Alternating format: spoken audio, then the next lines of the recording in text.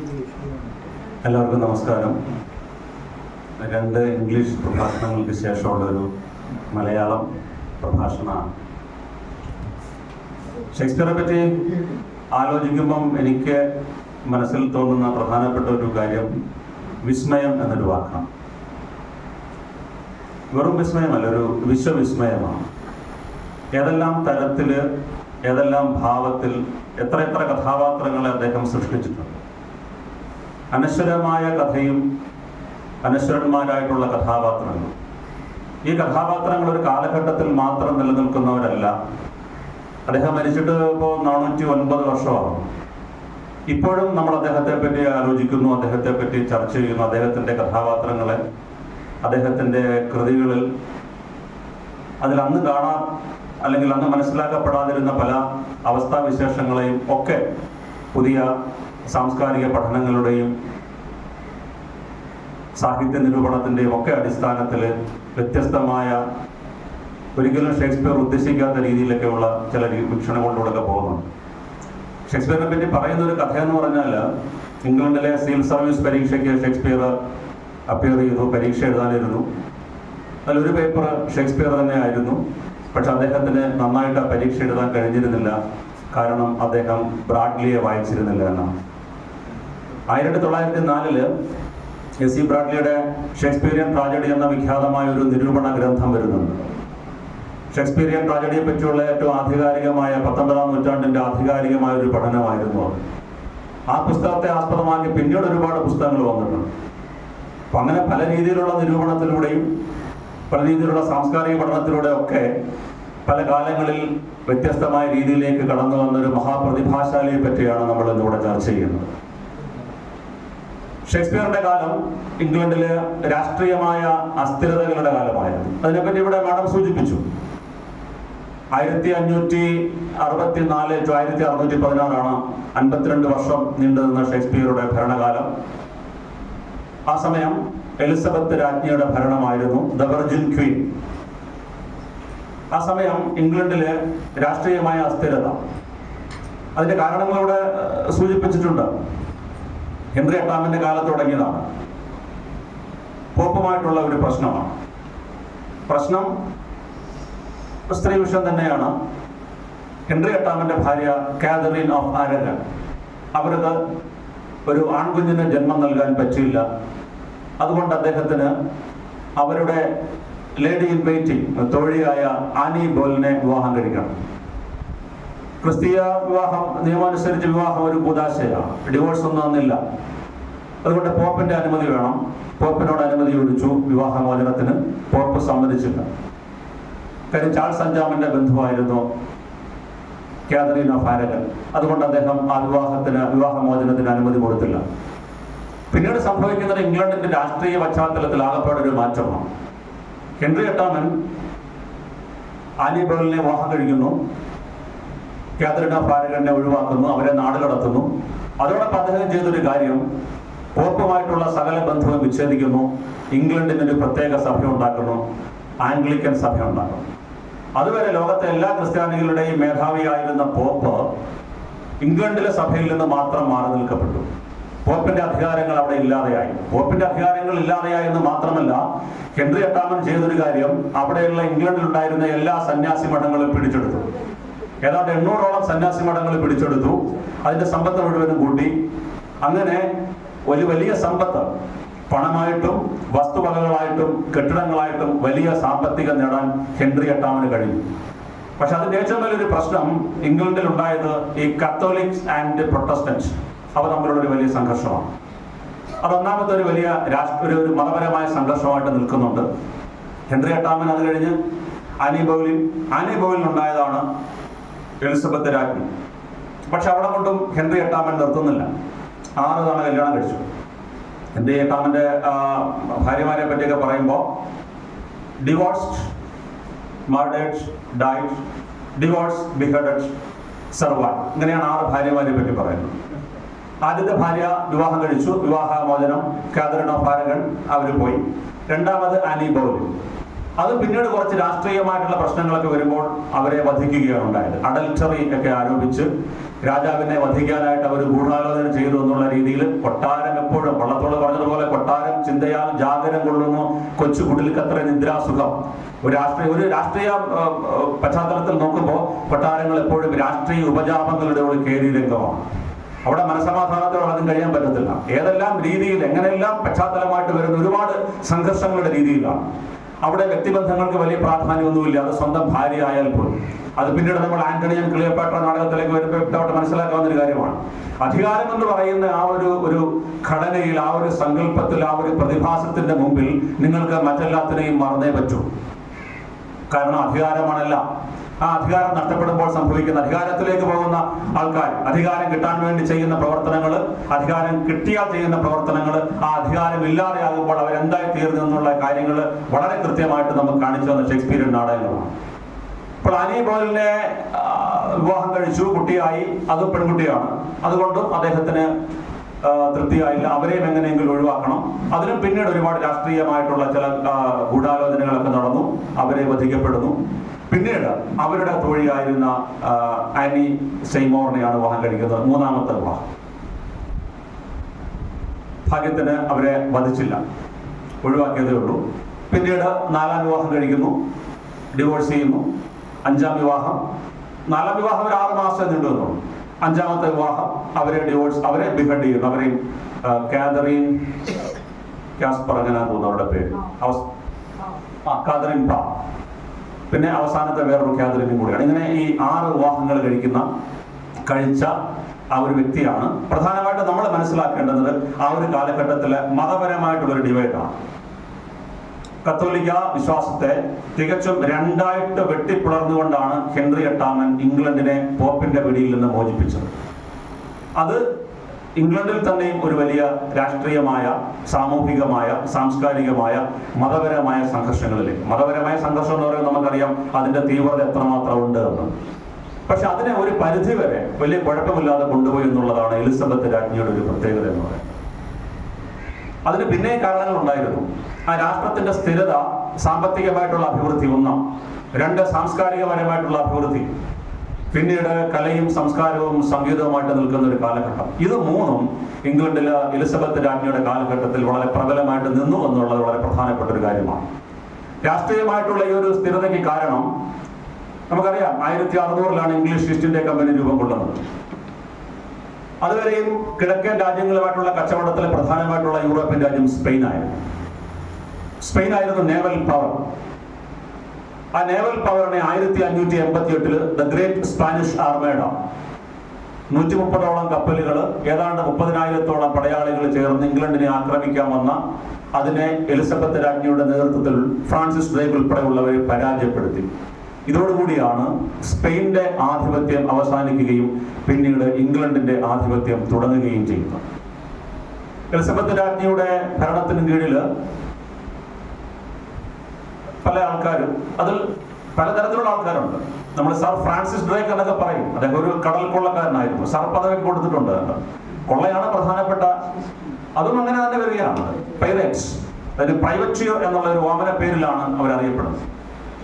ഭീകരവാദികളെ, സ്വാതന്ത്ര്യ സമര സേനാനികൾ എന്ന് പറയുന്നത് പോലെ തന്നെ ഈ കടൽ കൊള്ളക്കാരെയൊക്കെ പ്രൈവറ്റിയർ എന്ന് പറയുന്ന, അവര് കൊള്ളയടിക്കും. സ്പെയിനിന്റെ കപ്പലുകൾ കൊള്ളയടിക്കും. അല്ലെങ്കിൽ അത് ഇടയ്ക്ക് വെച്ച് അത് മുക്കിക്കളയും. അങ്ങനെയൊക്കെ ചെയ്തിട്ടുണ്ട്. കാര്യം ഈ ലോങ് റേഞ്ചിൽ വെടിവെക്കാൻ പറ്റുന്ന പീരങ്കികൾ കൂടുതൽ ബ്രിട്ടനായിരുന്നു. ആ രീതിയിൽ വളരെ വേഗത്തിൽ പോകുന്ന കപ്പലുകളും ചെറിയ വള്ളങ്ങളും ഒക്കെ ബ്രിട്ടനായിരുന്നു. ഇതുകൊണ്ടാണ് സ്പാനിഷ് ആർമിയുടെ പരാജയപ്പെടുത്തിയത്. അത് ഒരു യൂറോപ്യൻ ചരിത്രത്തിലെ ഒരു വലിയ രാഷ്ട്രീയ മാറ്റത്തിന് കാരണമാക്കിയ ഒന്നാണ്. അതിനെ തുടർന്നാണ് പിന്നീട് കിഴക്കൻ നാടുകളിലെ, പടിഞ്ഞാറൻ നാടുകളിലേക്ക്, അറ്റ്ലാന്റിക് സമുദ്രം കടന്ന അമേരിക്കയിലേക്ക് ബ്രിട്ടന്റെ കോളനിവൽക്കരണം തുടങ്ങുന്നത്. എലിസബത്ത് രാജ്ഞിയുടെ സദസ്സിലെ ഒരു വ്യക്തിയായിരുന്ന സർ വാൾട്ടർ റാലി അവരുടെ കാമുകനും കൂടിയായിരുന്നു എന്ന് പറയപ്പെടുന്നു. അദ്ദേഹം ഇവരുടെ പേരിൽ അമേരിക്കയിൽ സ്ഥാപിച്ച സ്ഥലമാണ് Virginia, in memory of the Queen Virginia എന്ന് പറയുന്ന ആ ഒരു സ്ഥലം. പിന്നീട് ഇംഗ്ലണ്ടിന്റെ കിഴക്കൻ രാജ്യങ്ങളുമായിട്ടുള്ള കച്ചവടം ജാവ, സുമാട്ര ഒക്കെയാണ്. പിന്നീട് ജെയിംസ് 1 കാലത്തിലാണ് ഇന്ത്യയിലേക്ക് വരുന്നതും സൂററ്റിലൊക്കെ ഫാക്ടറികൾ സ്ഥാപിക്കുന്നതും. ആ കാര്യങ്ങളൊക്കെ നമുക്കറിയാം. അപ്പൊ ആ രീതിയിൽ ഇംഗ്ലണ്ട് വളരെ സമൃദ്ധമായിട്ട് നിലനിന്നിരുന്ന ഒരു കാലഘട്ടമായിരുന്നു വില്യം ഷേക്സ്പിയറുടെ കാലഘട്ടം. ഒന്നത്. രണ്ട്, ഈ മതപരമായിട്ടുള്ള സംഘർഷങ്ങളെ ഒരു പരിധിവരെ അവർക്ക് തടഞ്ഞു നിർത്താനായിട്ട് കഴിഞ്ഞു. ഒരു പരിധിവരെ എന്ന് പറയുമ്പോൾ അവിടെയും പ്രശ്നങ്ങളുണ്ട്. ക്യൂൻ മേരി ഓഫ് സ്കോട്ട്സ്, അവര് പിന്നീട് ഇംഗ്ലണ്ടിലെ കിരീടത്തിന്, സിംഹാസനത്തിന് അധികാരം ഉണ്ട് അവകാശം ഉന്നയിച്ചു. അവർക്ക് പിന്തുണ സ്പെയിനിലെ ഫിലിപ്പ് രണ്ടാമൻ രാജാവായിരുന്നു. അവരെ ഇംഗ്ലണ്ടിലേക്ക് വരുന്നു. എലിസബത്ത് രാജ്ഞി അവരെ തടവിലാക്കുന്നു ലണ്ടൻ ടവറിൽ. പിന്നീട് 1587 അവരെ വധിക്കുന്നു. അതിന്റെ പിറ്റേ വർഷമാണ് 1588 ഈ സ്പാനിഷ് ആർമഡ വരുന്നത്. അതിനു മുമ്പ് തന്നെ പോപ്പ് പയസ് അഞ്ചാമൻ 1570 എലിസബത്ത് രാജ്ഞിയെ എക്സ്കമ്മ്യൂണിക്കേറ്റ് ചെയ്യുന്നുണ്ട്, ഭ്രഷ്ടയാക്കുന്നുണ്ട്. അപ്പൊ ആ രീതിയിലുള്ളൊരു വലിയ സംഘർഷം അവിടെ നിലനിൽക്കുന്നുണ്ട്. സാംസ്കാരികമായിട്ട് നോക്കുമ്പോൾ ഇംഗ്ലണ്ടിന്റെ ചരിത്രത്തിൽ ഏറ്റവും സമ്പന്നമായ ഒരു സാംസ്കാരിക പാരമ്പര്യമായിരുന്നു ആ കാലഘട്ടത്തിൽ. നമുക്കറിയാം, it is known as nest of singing birds. ആ രീതിയിലായിരുന്നു അവിടുത്തെ കവികളാണ്. എഡ്മണ്ട് സ്പെൻസർ ഫെയറി ക്വീൻ എഴുതിയിട്ടുണ്ട്. യൂണിവേഴ്സിറ്റി വിറ്റ്സ് എന്ന് പറയുന്ന യൂണിവേഴ്സിറ്റിയിൽ പഠിച്ചിട്ടുള്ള, കേംബ്രിഡ്ജിലും ഓക്സ്ഫോർഡിലും പഠിച്ചിട്ടുള്ള ധാരാളം നാടകൃത്തുക്കളും കവികളും ഒക്കെ ഉണ്ടായിരുന്നു. അതിൽ പ്രധാനപ്പെട്ടവരാണ് Ben Jonson, Thomas Kyd Spanish Tragedy എഴുതിയ, സ്പാനിഷ് ട്രാജഡിയാണ് ഹാംലെറ്റിന്റെ ബേസ്. അതിനെ ബേസ് ചെയ്തുകൊണ്ടാണ് ഹാംലെറ്റ് എഴുതുന്നത്. പിന്നീട് ജോർജ് ഗ്രീന്, ജോൺ ലില്ലി തുടങ്ങിയിട്ടുള്ള ആൾക്കാർ. ഈ ഘട്ടത്തിലാണ് ഇംഗ്ലണ്ടിലേക്ക് ഷേക്സ്പിയർ എത്തുന്നത്. അതിന്റെ പശ്ചാത്തലമൊക്കെ പെപിതാമ ഇവിടെ വിവരിച്ചു. അദ്ദേഹം അവിടെ എത്തി ചെറിയ ചെറിയ ജോലികളൊക്കെ ആയിട്ട് അവിടെ നിന്നു. പിന്നീട് നാടകത്തിന് വരുന്ന ആൾക്കാരുടെ കുതിരകളെയൊക്കെ മെയിൻറ്റെയിൻ ചെയ്യുന്ന ജോലിയായി. പിന്നീട് ചെറിയ രീതിയിലൊക്കെ നാടക അവതരണത്തിലൊക്കെ സഹായിച്ചു. പിന്നീട് അവിടെ ഷേക്സ്പിയറുടെ ഒരു നാടകവും ഒറിജിനൽ അല്ല.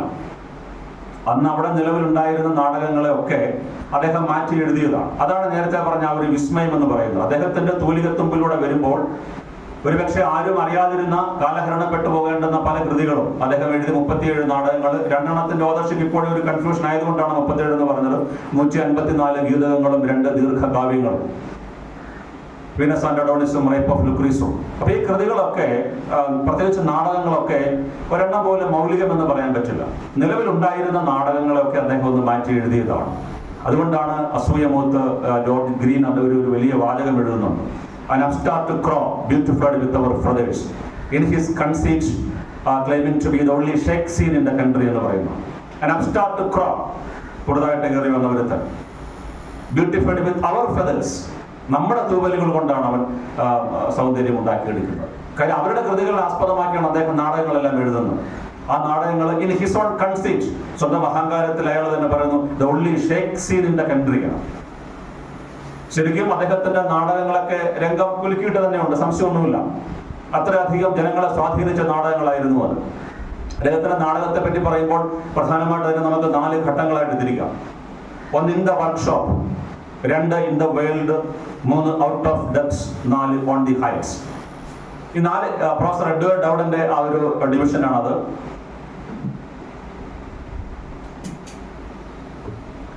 ഇൻ ദ വർക്ക്ഷോപ്പ് എന്ന് പറയുമ്പോൾ നമുക്കെല്ലാം അറിയണത് പോലെ നാടകം എന്ന് പറയുന്ന ആ ഒരു കലാരൂപം എങ്ങനെയാണ് അവിടുത്തെ ജനങ്ങൾക്ക് മനസ്സിലാകുന്ന, അവർക്ക് ആസ്വദിക്കാൻ പറ്റുന്ന രീതിയിലേക്ക് മാറ്റി എഴുതുക എന്നുള്ളൊരു കാര്യമാണ്. ആ ഘട്ടത്തിലാണ് അദ്ദേഹത്തിന്റെ ആദ്യത്തെ ചരിത്ര നാടകങ്ങൾ കുറച്ച് വരുന്നുണ്ട്. 2ാം ഘട്ടം ഇൻ ദ വേൾഡ്, അവിടെയാണ് അദ്ദേഹത്തിന്റെ ഗ്രേറ്റ് കോമഡീസ് വരുന്നത്.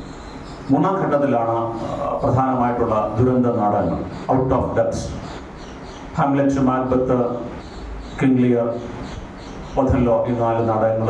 ആന്റണി ആൻഡ് ക്ലിയോപാട്രയും വരുന്നുണ്ട്.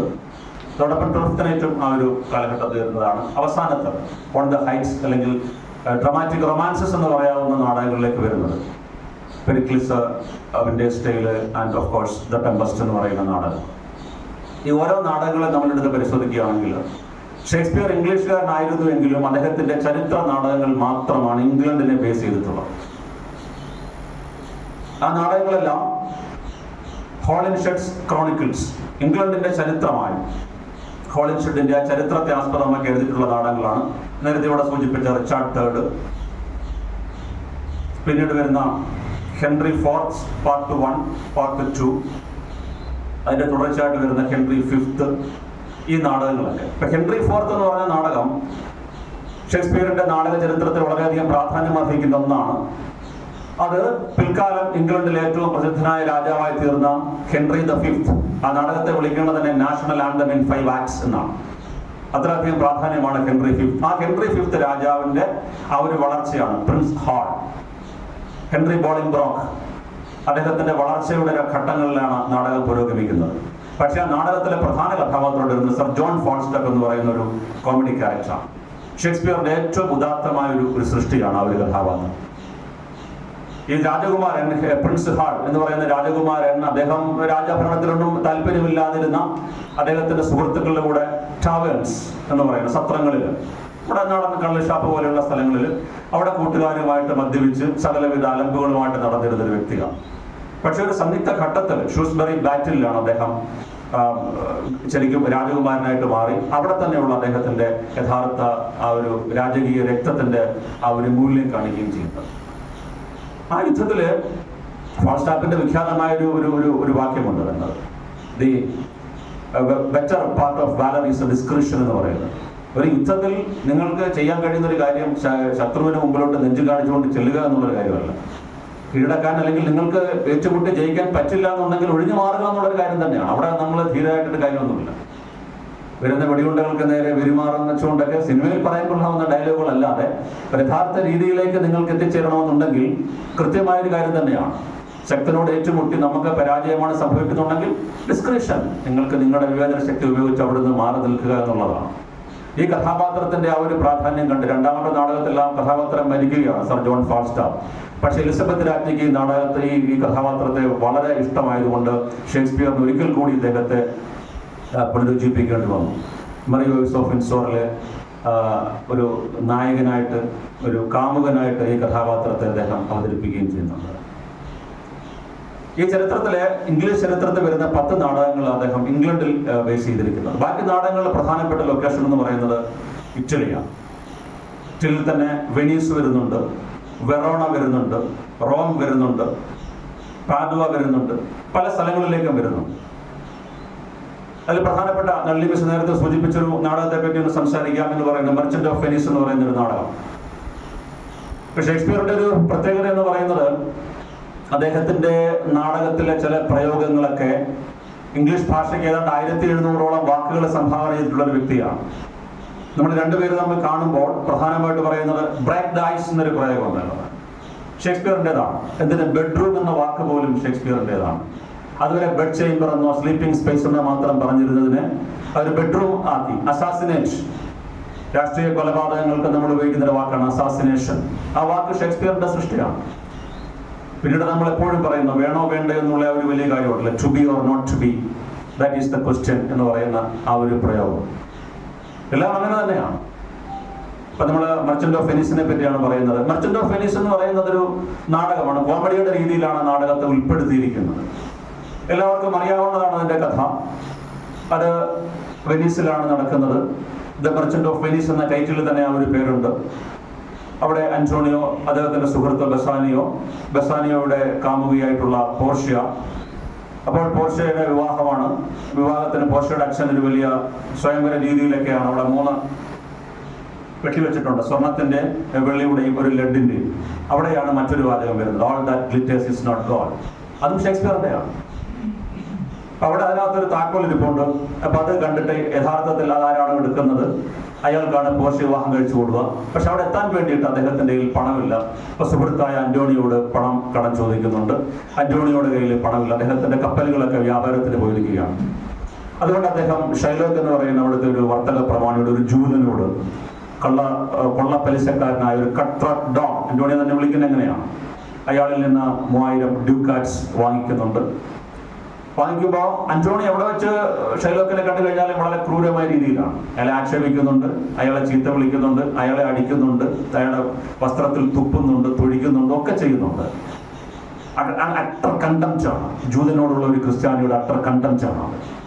ഇതെല്ലാം ചെയ്തിട്ട് ഒരാവശ്യം വരുമ്പോൾ പണത്തിനായിട്ട് ഷൈലോക്കിന്റെ അടുത്ത് ചെല്ലുന്നു. ഷൈലോക്ക് ഒരു വ്യവസ്ഥ എല്ലാവർക്കും അറിയാവുന്ന, പിന്നീട് അതൊരു പ്രയോഗമായിട്ട് മാറിയിട്ടുണ്ട്, ഹിസ് പൗണ്ട് ഓഫ് ഫ്ലഷ് എന്ന് പറയുന്നത്.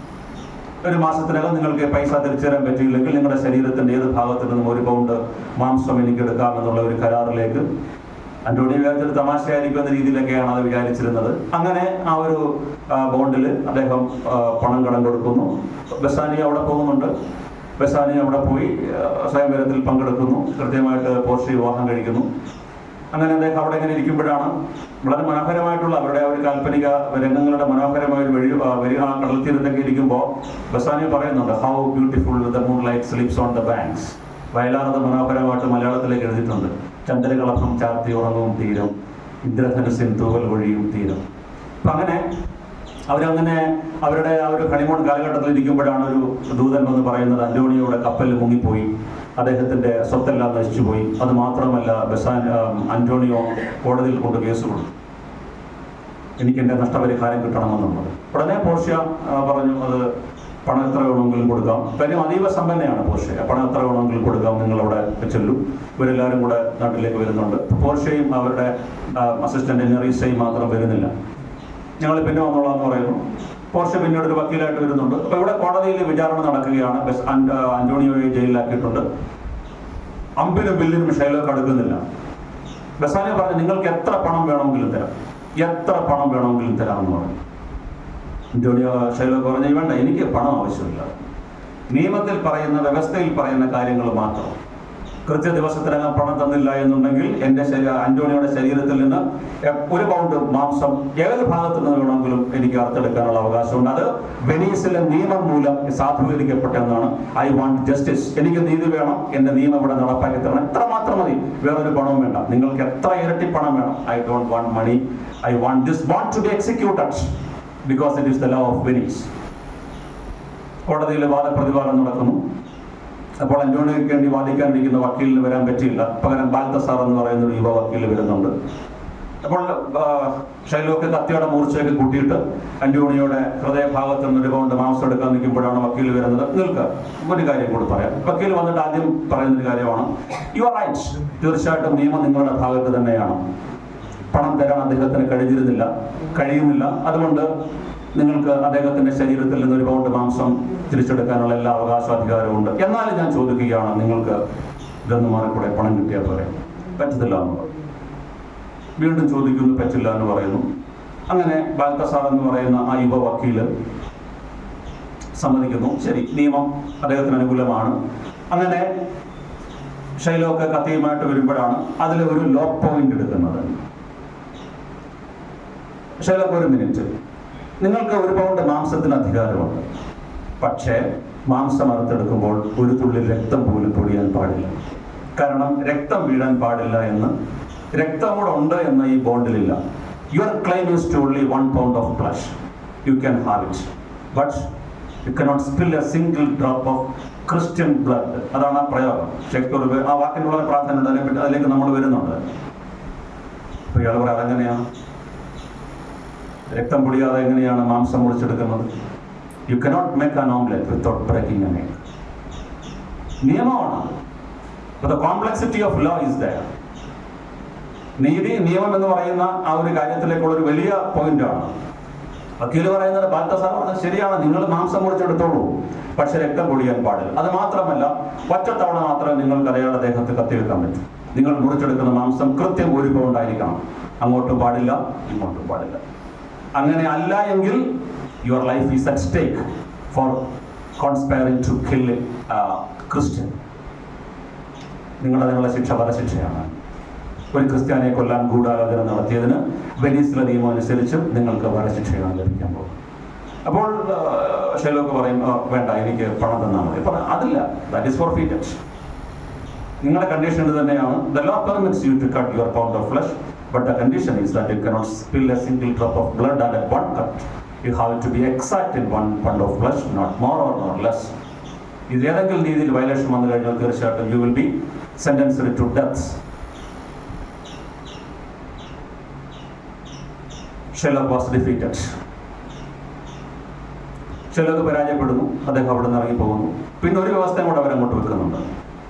നിങ്ങൾ മതം മാറിയാൽ, not the point, if you become a Christian. അപ്പോൾ ഈ സ്വത്തെല്ലാം കൂടെ കോടതി ഏറ്റെടുക്കുന്നുണ്ട്, കണ്ടുകെട്ടുന്നുണ്ട്. പകുതി അദ്ദേഹത്തിന് കോടതി കണ്ടുകെട്ടുന്നുണ്ട്, പകുതി അന്റോണിയെ കൊടുക്കാൻ വേണ്ടിയാകുന്നുണ്ട്. നിങ്ങൾ ക്രിസ്ത്യനായിട്ട് കൺവേർട്ട് ചെയ്ത് കഴിഞ്ഞാൽ ഈ പണം നിങ്ങൾക്ക് തിരിച്ചു കിട്ടും. അത് മാത്രമല്ല, നിങ്ങളുടെ മരണശേഷം ഈ പണം നിങ്ങളുടെ മകൾക്ക് കൊടുക്കുക. മകള് ഒരു ക്രിസ്ത്യാനിയുടെ കൂടെ ഒളിച്ചോടി പോകുന്നുണ്ട്. ഷൈലോക്ക് അവിടെ ഇറങ്ങി പോകുന്നു. പിന്നീട് അന്റോണിയോ, അപ്പോഴത്തേക്കും അന്റോണിയോയുടെ കപ്പലിന് അപകടമൊന്നും പറ്റിയില്ല എന്ന് പറഞ്ഞ വാർത്ത വരുന്നു. എല്ലാവരും വളരെ സന്തോഷമായിട്ട് പോകുന്നുണ്ട്. പിന്നെ ഈ ആൺവേഷം കെട്ടി വന്ന പോർഷ്യ, അദ്ദേഹം വിവാഹത്തിന് കൊടുത്ത ഒരു മോതിരം, അതാണ് പ്രതിഫലമായിട്ട് ഇവർ വാങ്ങിക്കുന്നത്. പിന്നെ അവർ തമ്മിലുള്ള ആ പ്രശ്നങ്ങളൊക്കെ തീർന്നു. നാടകം വളരെ ഹാപ്പിയായിട്ട് തീരുകയും ചെയ്യുന്നുണ്ട്. പക്ഷേ നമ്മൾ കുറച്ചുകൂടി ആഴത്തിലേക്ക് ഇവിടെ പരിശോധിക്കുകയാണെങ്കിൽ ഷൈലോക്ക് ഒരു വില്ലനാണോ എന്നുള്ളൊരു വലിയ ചോദ്യമാണ്. കാര്യം ആ ഒരു കാലഘട്ടത്തിനെ നമ്മൾ പരിശോധിക്കുമ്പോൾ 1600 കാലഘട്ടം. യൂറോപ്പിൽ the long history of Jewish persecution in യൂറോപ്പിലെ ജൂതന്മാരുടെ പെർസിക്യൂഷൻ. ജൂതന്മാർ ബൈബിളിൽ നമുക്കറിയാം, എക്സോഡസ് കഴിഞ്ഞ്, ആ പുറപ്പാട് കഴിഞ്ഞ് മോശയുടെ നേതൃത്വത്തിൽ ഈജിപ്തില് ഫറവോന്റെ അടിമകളായിട്ട് അവിടുന്ന് മോചിപ്പിക്കപ്പെട്ട് വാഗ്ദത്ത ഭൂമിയിലേക്ക് വരുന്ന ആ യഹൂദന്മാര് ഒരിക്കലും അവരുടെ വാഗ്ദത്ത ഭൂമിയിൽ എത്തുന്നില്ല. പിന്നീട് അവർ ചിതർ ലോകത്തിന്റെ പല ഭാഗത്തുമായിട്ട് പോകുന്നുണ്ട്. ഒരു സ്ഥലത്തും, ഇന്ത്യയിലല്ലാതെ ലോകത്ത് ഒരു സ്ഥലത്തും അവർക്ക് യാതൊരു സമാധാനവും കിട്ടിയിരുന്നില്ല. യൂറോപ്പിലെ ഈ പറയുന്ന ക്രിസ്ത്യാനികൾ ഇവരെ വളരെയധികം വേട്ടയാടിയിരുന്നുണ്ട്. യേശുവിനെ കൊന്നവരാണെന്ന് പറഞ്ഞുകൊണ്ടിരുന്നത്. രണ്ടാമത് മറ്റൊരു ബ്ലഡ് ലിബൽ എന്ന് പറഞ്ഞൊരു, അതായത് കൊച്ചുകുട്ടികളെ തട്ടിക്കൊണ്ടുപോയി അവരുടെ രക്തമെടുത്ത് ഒരു ആരാധന നടത്തുന്ന സമ്പ്രദായം യഹൂദന്മാർക്കുണ്ട് എന്ന് പറഞ്ഞുകൊണ്ട് കാണുന്നിടത്ത് വെച്ച് തല്ലിക്കൊല്ലുക എന്നുള്ളൊരു പരിപാടി അന്നുണ്ടായിരുന്നു. പിന്നെ ഇംഗ്ലണ്ടില് ഈ പ്ലേഗ് വരുന്ന സമയത്ത്, പ്ലേഗ് പരത്തുന്നത് എലിയാണെന്നുള്ളത് പിന്നീട് നൂറ്റാണ്ടുകൾ കഴിയാണ് അവരറിയുന്നത്. ഈ സമയത്തൊക്കെയും അതിന്റെ മുഴുവൻ പഴിയും ഏറ്റുവാങ്ങേണ്ടി വന്നത് യഹൂദനായിരുന്നു. യഹൂദൻ കിണറ്റിൽ വിഷം കലക്കുന്നു എന്ന് പറഞ്ഞുകൊണ്ട് യഹൂദന്മാരെ മുഴുവൻ അവിടെ ആക്രമിക്കുകയാണ്. യഹൂദന്മാർക്ക് സ്വന്തമായിട്ട് വീട് വെക്കാൻ സ്ഥലം വാങ്ങാൻ പറ്റില്ല, സ്വന്തമായിട്ട് വീട് വെക്കാൻ പറ്റില്ല, ഒരു വ്യാപാരം ചെയ്യാൻ പറ്റില്ല. അവർക്ക് ചെയ്യാവുന്ന ഒരേ ഒരു വ്യാപാരം പണം പലിശയ്ക്ക് കൊടുക്കുക എന്നത് മാത്രമാണ്. വേറെ ഒരു പണിയും ചെയ്യാൻ അവരെ അനുവദിക്കത്തില്ല. വൈകുന്നേരം 6 മണി കഴിഞ്ഞാൽ അവർ കയറും. ഖെറ്റോയിസേഷൻ എന്ന് പറയും. ആ രീതിയിലാണ് യൂറോപ്പിലെ ജൂതന്മാരെ ഉണ്ടായിരുന്നത്. സ്പാനിഷ് ഇൻക്വിസിഷന്റെ കാലത്ത് 1452 തൊട്ട് സ്പെയിനിൽ നിന്ന് ഇവരെ പുറത്താക്കി, ജൂതന്മാരെ കംപ്ലീറ്റ് പുറത്താക്കിയിരിക്കുകയാണ്. പിന്നീട് പല സ്ഥലങ്ങളിലായിട്ടാണ് ഇവർ കുടിയേറി പാർത്തിരിക്കുന്നത്. അപ്പോഴും അവർക്ക് വെളിച്ചത്തിലേക്ക് വരാൻ പറ്റില്ല. അവർക്ക് എപ്പോഴും ഏതെങ്കിലും നിഴലിൽ മാത്രമേ നിൽക്കാൻ പറ്റുള്ളൂ. നിയമം അവർക്ക് എപ്പോഴും എതിരായിരിക്കും. അങ്ങനെയുള്ള ഒരു ജൂതൻ ആക്ട് 3 ജനത്തിന്റെ വളരെ വിഖ്യാതമായിട്ടുള്ള ഒരു മോണോലോഗുണ്ട്. ജൂതന് കണ്ണില്ലേ, ജൂതന് കയ്യും കാലുമില്ല. അന്റോണിയോ എപ്പോൾ കാണും, എന്നെ കാണുമ്പോഴും അടിക്കും, എന്റെ ദേഹത്ത് കാർക്കിച്ചു തുപ്പും. അവർക്ക് എന്റെ പണം മാത്രമാണ്. നമ്മൾക്ക് എല്ലാവർക്കും അസുഖം വന്നാൽ ഒരുപോലെയല്ലേ? ആയുധം കൊണ്ട് മുറിവേറ്റ് കഴിഞ്ഞാൽ ഒരുപോലെയല്ലേ രക്തം വരുന്നത്? ചൂടുകാലത്ത് ചൂടും തണുപ്പ് കാലത്ത് തണുപ്പും നമ്മൾക്ക് ഒരുപോലെയല്ലേ? നിങ്ങൾ എന്നെ ആക്ഷേപിക്കുന്നു, എനിക്ക് പണം നഷ്ടം വരുമ്പോൾ നിങ്ങൾ സന്തോഷിക്കുന്നു. എനിക്ക് ബിസിനസ് ചെയ്ത് ലാഭം ഉണ്ടാകുമ്പോൾ നിങ്ങൾ എന്നെ പരിഹസിക്കുന്നുണ്ട്. എന്റെ വർഗത്തെ നിങ്ങൾ പരിഹസിക്കുന്നു, എന്റെ ദൈവത്തെ നിങ്ങൾ പരിഹസിക്കുന്നു, എന്റെ നാടിനെ നിങ്ങൾ പരിഹസിക്കുന്നു, എന്നെ കാണുന്നിടത്ത് വെച്ചെല്ലാം നിങ്ങൾ ആക്രമിക്കുന്നു. ഞാനൊരു മനുഷ്യനല്ലേ? യൂറോപ്യൻ ചരിത്രത്തിൽ ആദ്യമായിട്ട് ഒരു യഹൂദൻ അവന്റെ മനുഷ്യാവകാശങ്ങളെ പറ്റി സംസാരിക്കുന്ന ഒരു വാചകം എഴുതിയത് വില്യം ഷേക്സ്പിയർ ആണ് പറയുന്നത്. അത് ആ ഒരു റിനേസൻസിന്റെ, അല്ലെങ്കിൽ നമ്മൾ നവോത്ഥാനം എന്ന് പറയുന്ന ആ ഒരു മാനുഷിക വികാരത്തിന്റെ, ആ മനുഷ്യബന്ധങ്ങളുടെ, മനുഷ്യാവകാശത്തിന്റെ പ്രഖ്യാപനത്തിന്റെ തുടക്കം വരുന്നത് വില്യം ഷേക്സ്പിയറുടെ ഈ പറയുന്ന മർച്ചന്റ് ഓഫ് വെനീസിലെ ജൂതന്റെ ഈ ഒരു പാരമ്പര്യത്തിൽ നിന്ന് തന്നെയാണ്. അവിടെ നിങ്ങൾ നോക്കൂ, ഈ കോടതിയിൽ നടക്കുന്നതെല്ലാം it was a systematic, ritualistic, എന്താ പറയുക, ഒരു ആചാരപരമായിട്ടുള്ള one by one, step by step, they are annihilating Shylock. ഓരോ രീതിയിലും അനുകൂലമാണ് നിയമം എന്ന് പറയുമ്പോഴും വളരെ കൃത്യമായിട്ട്, വളരെ സ്പെസിഫിക് ആയിട്ട് തന്നെ അദ്ദേഹത്തെ ഓരോ രീതിയിൽ അതിലേക്ക് മാറ്റുകയാണ്. അവിടെ കൃത്യമായിട്ട് വരുന്ന 2 അംശങ്ങളാണ്. You are about to spill a Christian blood. എന്നിട്ട് അദ്ദേഹത്തിന് അവിടെ മെഴ്സി, ദയയെ പറ്റി പറയുന്നുണ്ട്. ദ ഗ്രേറ്റ് ക്രിസ്ത്യൻ മെഴ്സി എന്ന് പറയുന്നുണ്ട്. ആ ദയയിലാണ് നിങ്ങൾ വിട്ടയക്കാൻ വേണ്ടി അയാൾ ചെയ്യേണ്ടുന്ന കാര്യം തന്നെയാണ്. പിന്നീട് ഒരിക്കലും നമ്മൾ ആ നാടകത്തിൽ ഷേക്സ്പിയർ ഷൈലോക്കിനെ കൊണ്ടുവരുന്നില്ല എന്നുള്ളതാണ്. അയാൾ എവിടെ പോയി? ആ ഒരു അന്വേഷണം ബാക്കി വായനക്കാർക്ക് വിട്ടിരിക്കുകയാണ്. എന്തായിത്തീരും ഷൈലോക്കിന്റെ അവസ്ഥ? അങ്ങനെ ആയിത്തീരേണ്ട ഒരു മനുഷ്യൻ മാത്രമാണോ അയാൾ? അയാളെ ആവശ്യമുണ്ട്, അയാളുടെ പണം ആവശ്യമുണ്ട്. നേരത്തെ നമ്മൾ പറഞ്ഞു, ആ കാലഘട്ടം എന്ന് പറയുന്നത് യൂറോപ്പിന്റെ, പ്രത്യേകിച്ച് ഇംഗ്ലണ്ടിന്റെ സാമ്പത്തിക വ്യാപാര മേഖലകളിൽ അത് ഏറ്റവും ഉന്നതമായ അവസ്ഥയിലേക്ക് വരുന്ന ആ ഒരു കാലഘട്ടമാണ്.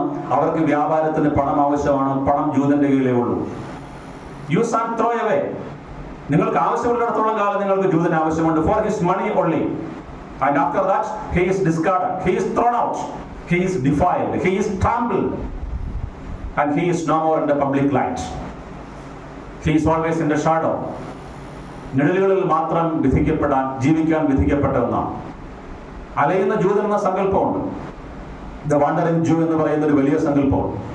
ഇവിടെ നമ്മളൊരു പോസ്റ്റ് കൊളോണിയൽ രീതിയിൽ വായിച്ചു കഴിഞ്ഞാൽ കൃത്യമായിട്ട് നമുക്കറിയാം, ദി അതർ, അപരവൽക്കരിക്കപ്പെടുന്ന മനുഷ്യൻ എല്ലായ്പ്പോഴും ഉണ്ട്. എല്ലായിടവും എല്ലാ കാലഘട്ടത്തിലുള്ള ഒന്നാണ് ഈ ദ്വന്ദ്ങ്ങൾ അവിടെ ഉണ്ട്. ഇന്ന് മുസ്ലിം വേഴ്സസ് ജൂ ആണെങ്കിൽ അന്ന് ക്രിസ്ത്യൻ വേഴ്സസ് ജൂ ആയിരുന്നു എന്നുള്ള വ്യത്യാസം മാത്രമേ ഉള്ളൂ. The treatment is the same. എല്ലാ രീതിയിലും അവരെ പരിഗണിക്കുന്നത് ആ ഒരൊറ്റ രീതിയിൽ മാത്രമാണ്. ഇനി തന്റെ മകൾ തന്നെ വിട്ടുപോയി, ഒരു ക്രിസ്ത്യാനിയുടെ കൂടെ പോയതിലല്ല പ്രശ്നം, കൺവേർട്ട് ചെയ്തു എന്നുള്ളതാണ്. ഒരു ജൂതന് അവന്റെ വിശ്വാസം എത്രമാത്രം പ്രാധാന്യമുള്ളതാണ് എന്നുള്ളതാണ്. ഷീ ഡിസിൻഹെറിറ്റഡ്. അതാണ് ഏറ്റവും വലിയൊരു വ്യത്യാസം എന്ന് പറയുന്നത്. തന്റെ ആ ഒരു പാരമ്പര്യത്തെ, തന്റെ ആ ഒരു വംശത്തെ, തന്റെ ആ ഒരു ഗോത്രത്തെ ഇല്ലായ്മ ചെയ്യുകയാണ്. ടോർക്വിമോയുടെ ഇൻക്വിസിഷന്റെ കാലഘട്ടത്തിൽ അദ്ദേഹം വെച്ചിരുന്ന ഒരേ ഒരു കാര്യം തന്നെയായിരുന്നു. സ്പാനിഷ് ഇൻക്വിസിഷനിൽ ഏറ്റവും ക്രൂരനായിട്ടുള്ള ഒരു ഇൻക്വിസിറ്റർ ആയിരുന്നു ടോർക്വിമോഡോ. ഒരിക്കലും അദ്ദേഹം ഒരു ഗ്രാമത്തിലെ മുഴുവൻ ആൾക്കാരെയും കൊന്നൊടുക്കുകയാണ്. കൊല്ലുക എന്ന് പറഞ്ഞു കഴിഞ്ഞാൽ വെറുതെ കൊല്ലുകയല്ല, ബെൻഡ് അറ്റ് സ്റ്റേക്കാണ്.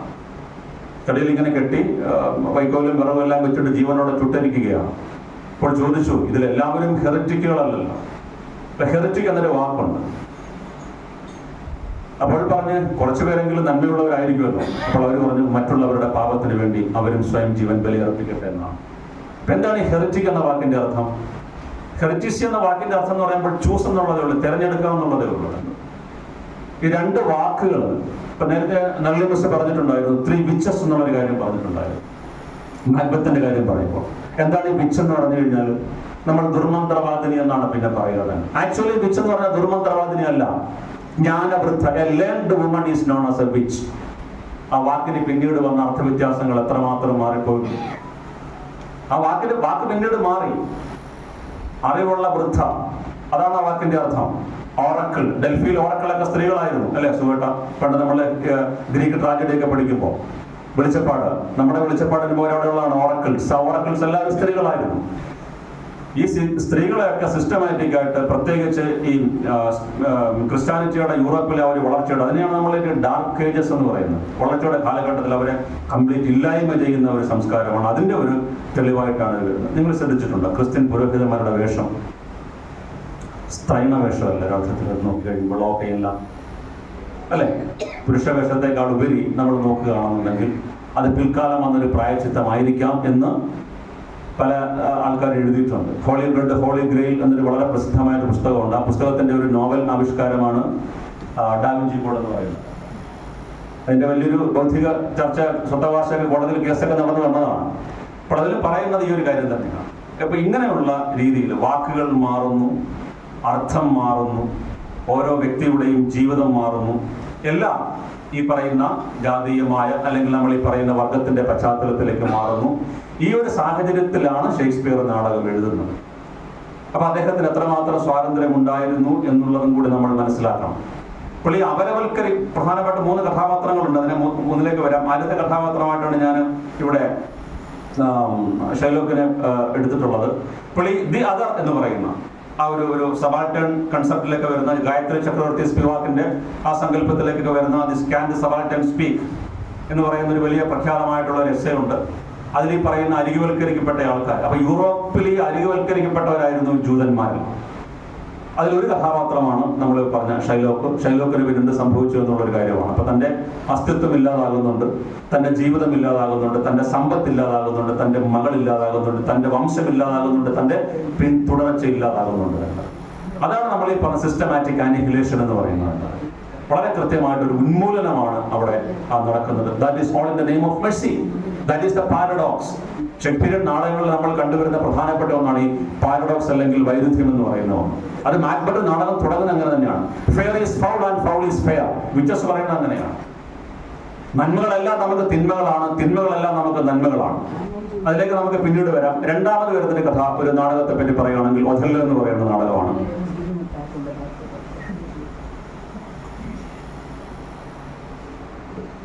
ഒഥല്ലോ നമുക്കെല്ലാവർക്കും പരിചിതമായൊരു നാടകമാണ്. സാംബശിവൻ അതിനെ മനോഹരമായൊരു കഥാപ്രസംഗമായിട്ട് അവതരിപ്പിച്ചിട്ടുണ്ട്. ഈ കഥാപാത്രത്തില് അവിടെ ഈ പറഞ്ഞതുപോലെ തന്നെയാണ്. കഥ നടക്കുന്നത് രണ്ട് സ്ഥലങ്ങളിലാണ്, വെനീസ് ആൻഡ് സൈപ്രസ്. വെനീസിലെ സെനറ്ററായ ബ്രബൻഷ്യ പ്രഭു, അദ്ദേഹത്തിന്റെ മകൾ ഡെസ്ഡിമോണ പറയുന്നതുപോലെ ഒഥല്ലോ എന്ന് പറയുന്ന മൂർ വംശജനാണ്. മൂറിന്റെ കൂടെ ഒളിച്ചോടി പോകും. അവിടെ നിന്നാണ് നാടകം തുടങ്ങുന്നത്. ഇപ്പോൾ ആരാണ് മൂർ എന്ന് പറയുന്നത്? അതൊരു വംശമാണ്. മൊറോക്കോയിലുള്ള ആഫ്രിക്കൻ അറബി സങ്കരവർഗമാണ്. ബേസിക്കലി മുസ്ലിംസ് ആയിരിക്കും. ഇവിടെ ഒരുപക്ഷെ അദ്ദേഹം ക്രിസ്ത്യാനിലേക്ക് കൺവേർട്ട് ചെയ്തിട്ടുണ്ടാകാം എന്ന് പറയുന്നു. ഒരു എക്സോട്ടിക് ഫിഗറാണ്. യൂറോപ്യന്മാരെ സംബന്ധിച്ചിടത്തോളം അവർക്ക് മനസ്സിലാകാത്ത ചില വിശ്വാസ സംഹിതകളുണ്ട്. അവർ കിഴക്കൻ രാജ്യങ്ങളെ കാണുന്നത് തികച്ചും വിചിത്ര സ്വഭാവമുള്ള ചില ആൾക്കാരുടെ രീതികളായിട്ടാണ്. എഡ്വേർഡ് സെയ്ദിന്റെ ഓറിയന്റലിസം എന്ന് പറഞ്ഞൊരു പുസ്തകമുണ്ട്. വളരെ വിഖ്യാതമായൊരു പുസ്തകമാണ്. ആ ഓറിയന്റലിസത്തിലാണ് എങ്ങനെയാണ് പാശ്ചാത്യര് കിഴക്കൻ രാജ്യക്കാരെ കാണുന്നത്. അവർക്ക് നമ്മളെപ്പോഴും ഒരു എന്താ പറയുക, വിചിത്ര എക്സോട്ടിക് എന്ന് പറയാവുന്ന ഒരു ക്രീച്ചർ മാത്രമാണ്. Not a human being but only an exotic creature. അങ്ങനെയുള്ള എക്സോട്ടിക് ക്രീച്ചറാണ് ഒഥല്ലോ. ഒഥല്ലോ വളരെ ശക്തനാണ്. ഒരുപാട് അപകടങ്ങളിലൂടെ കടന്നു പോയിട്ടുണ്ട്.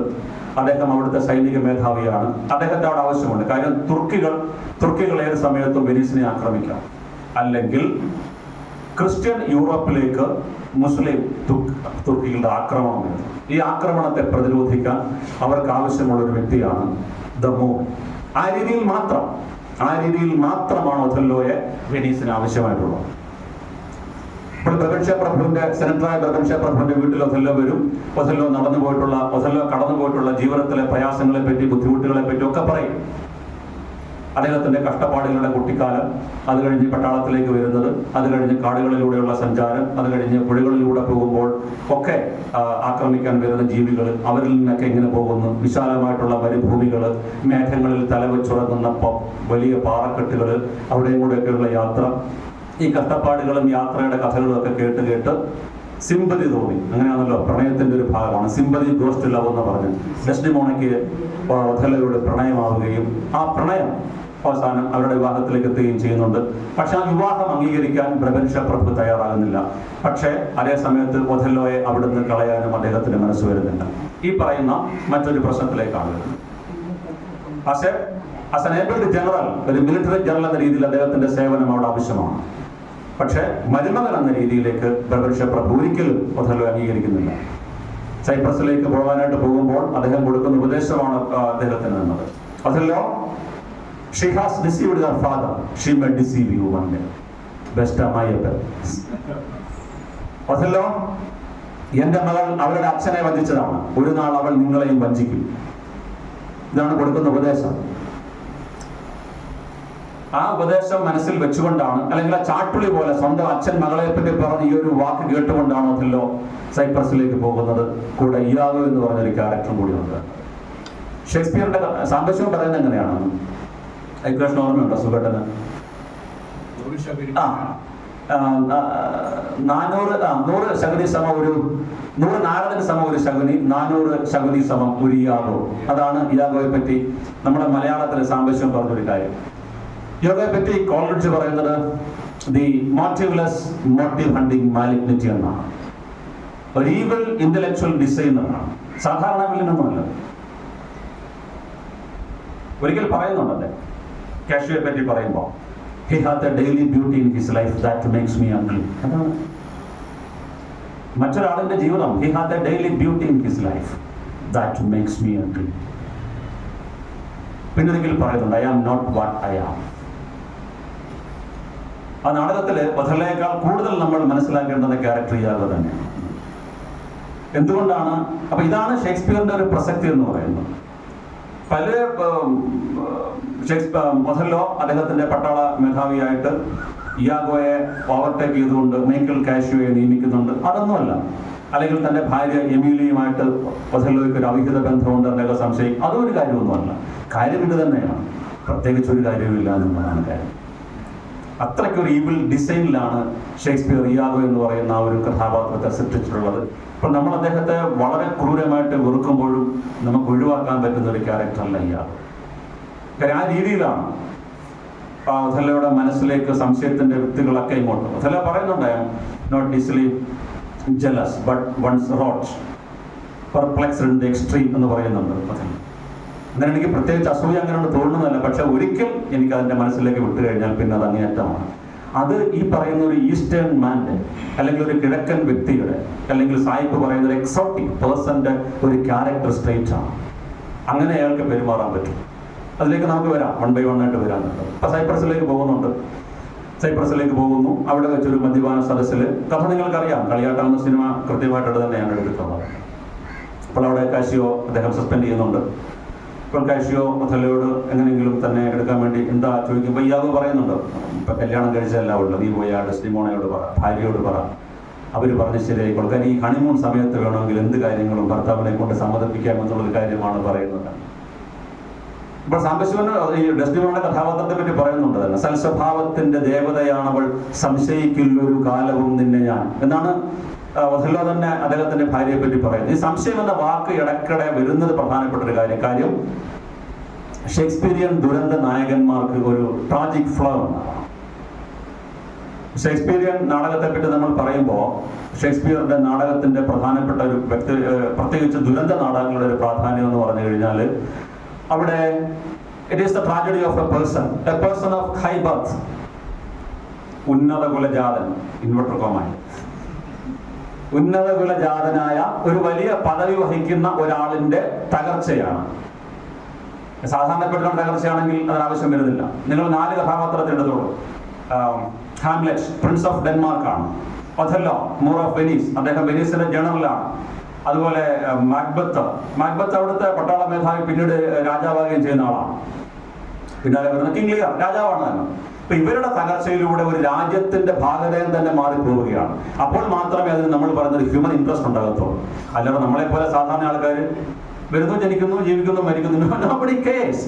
What is the speciality of it? നമ്മൾ വലിയ തത്വചിന്തയൊക്കെ പറയുമ്പോൾ എല്ലാവരും ഒരുപോലെയാണെന്നൊക്കെ പറഞ്ഞാലും എല്ലാവരും ഒരുപോലെയൊന്നും അല്ല എന്ന് നമുക്കും അറിയാം.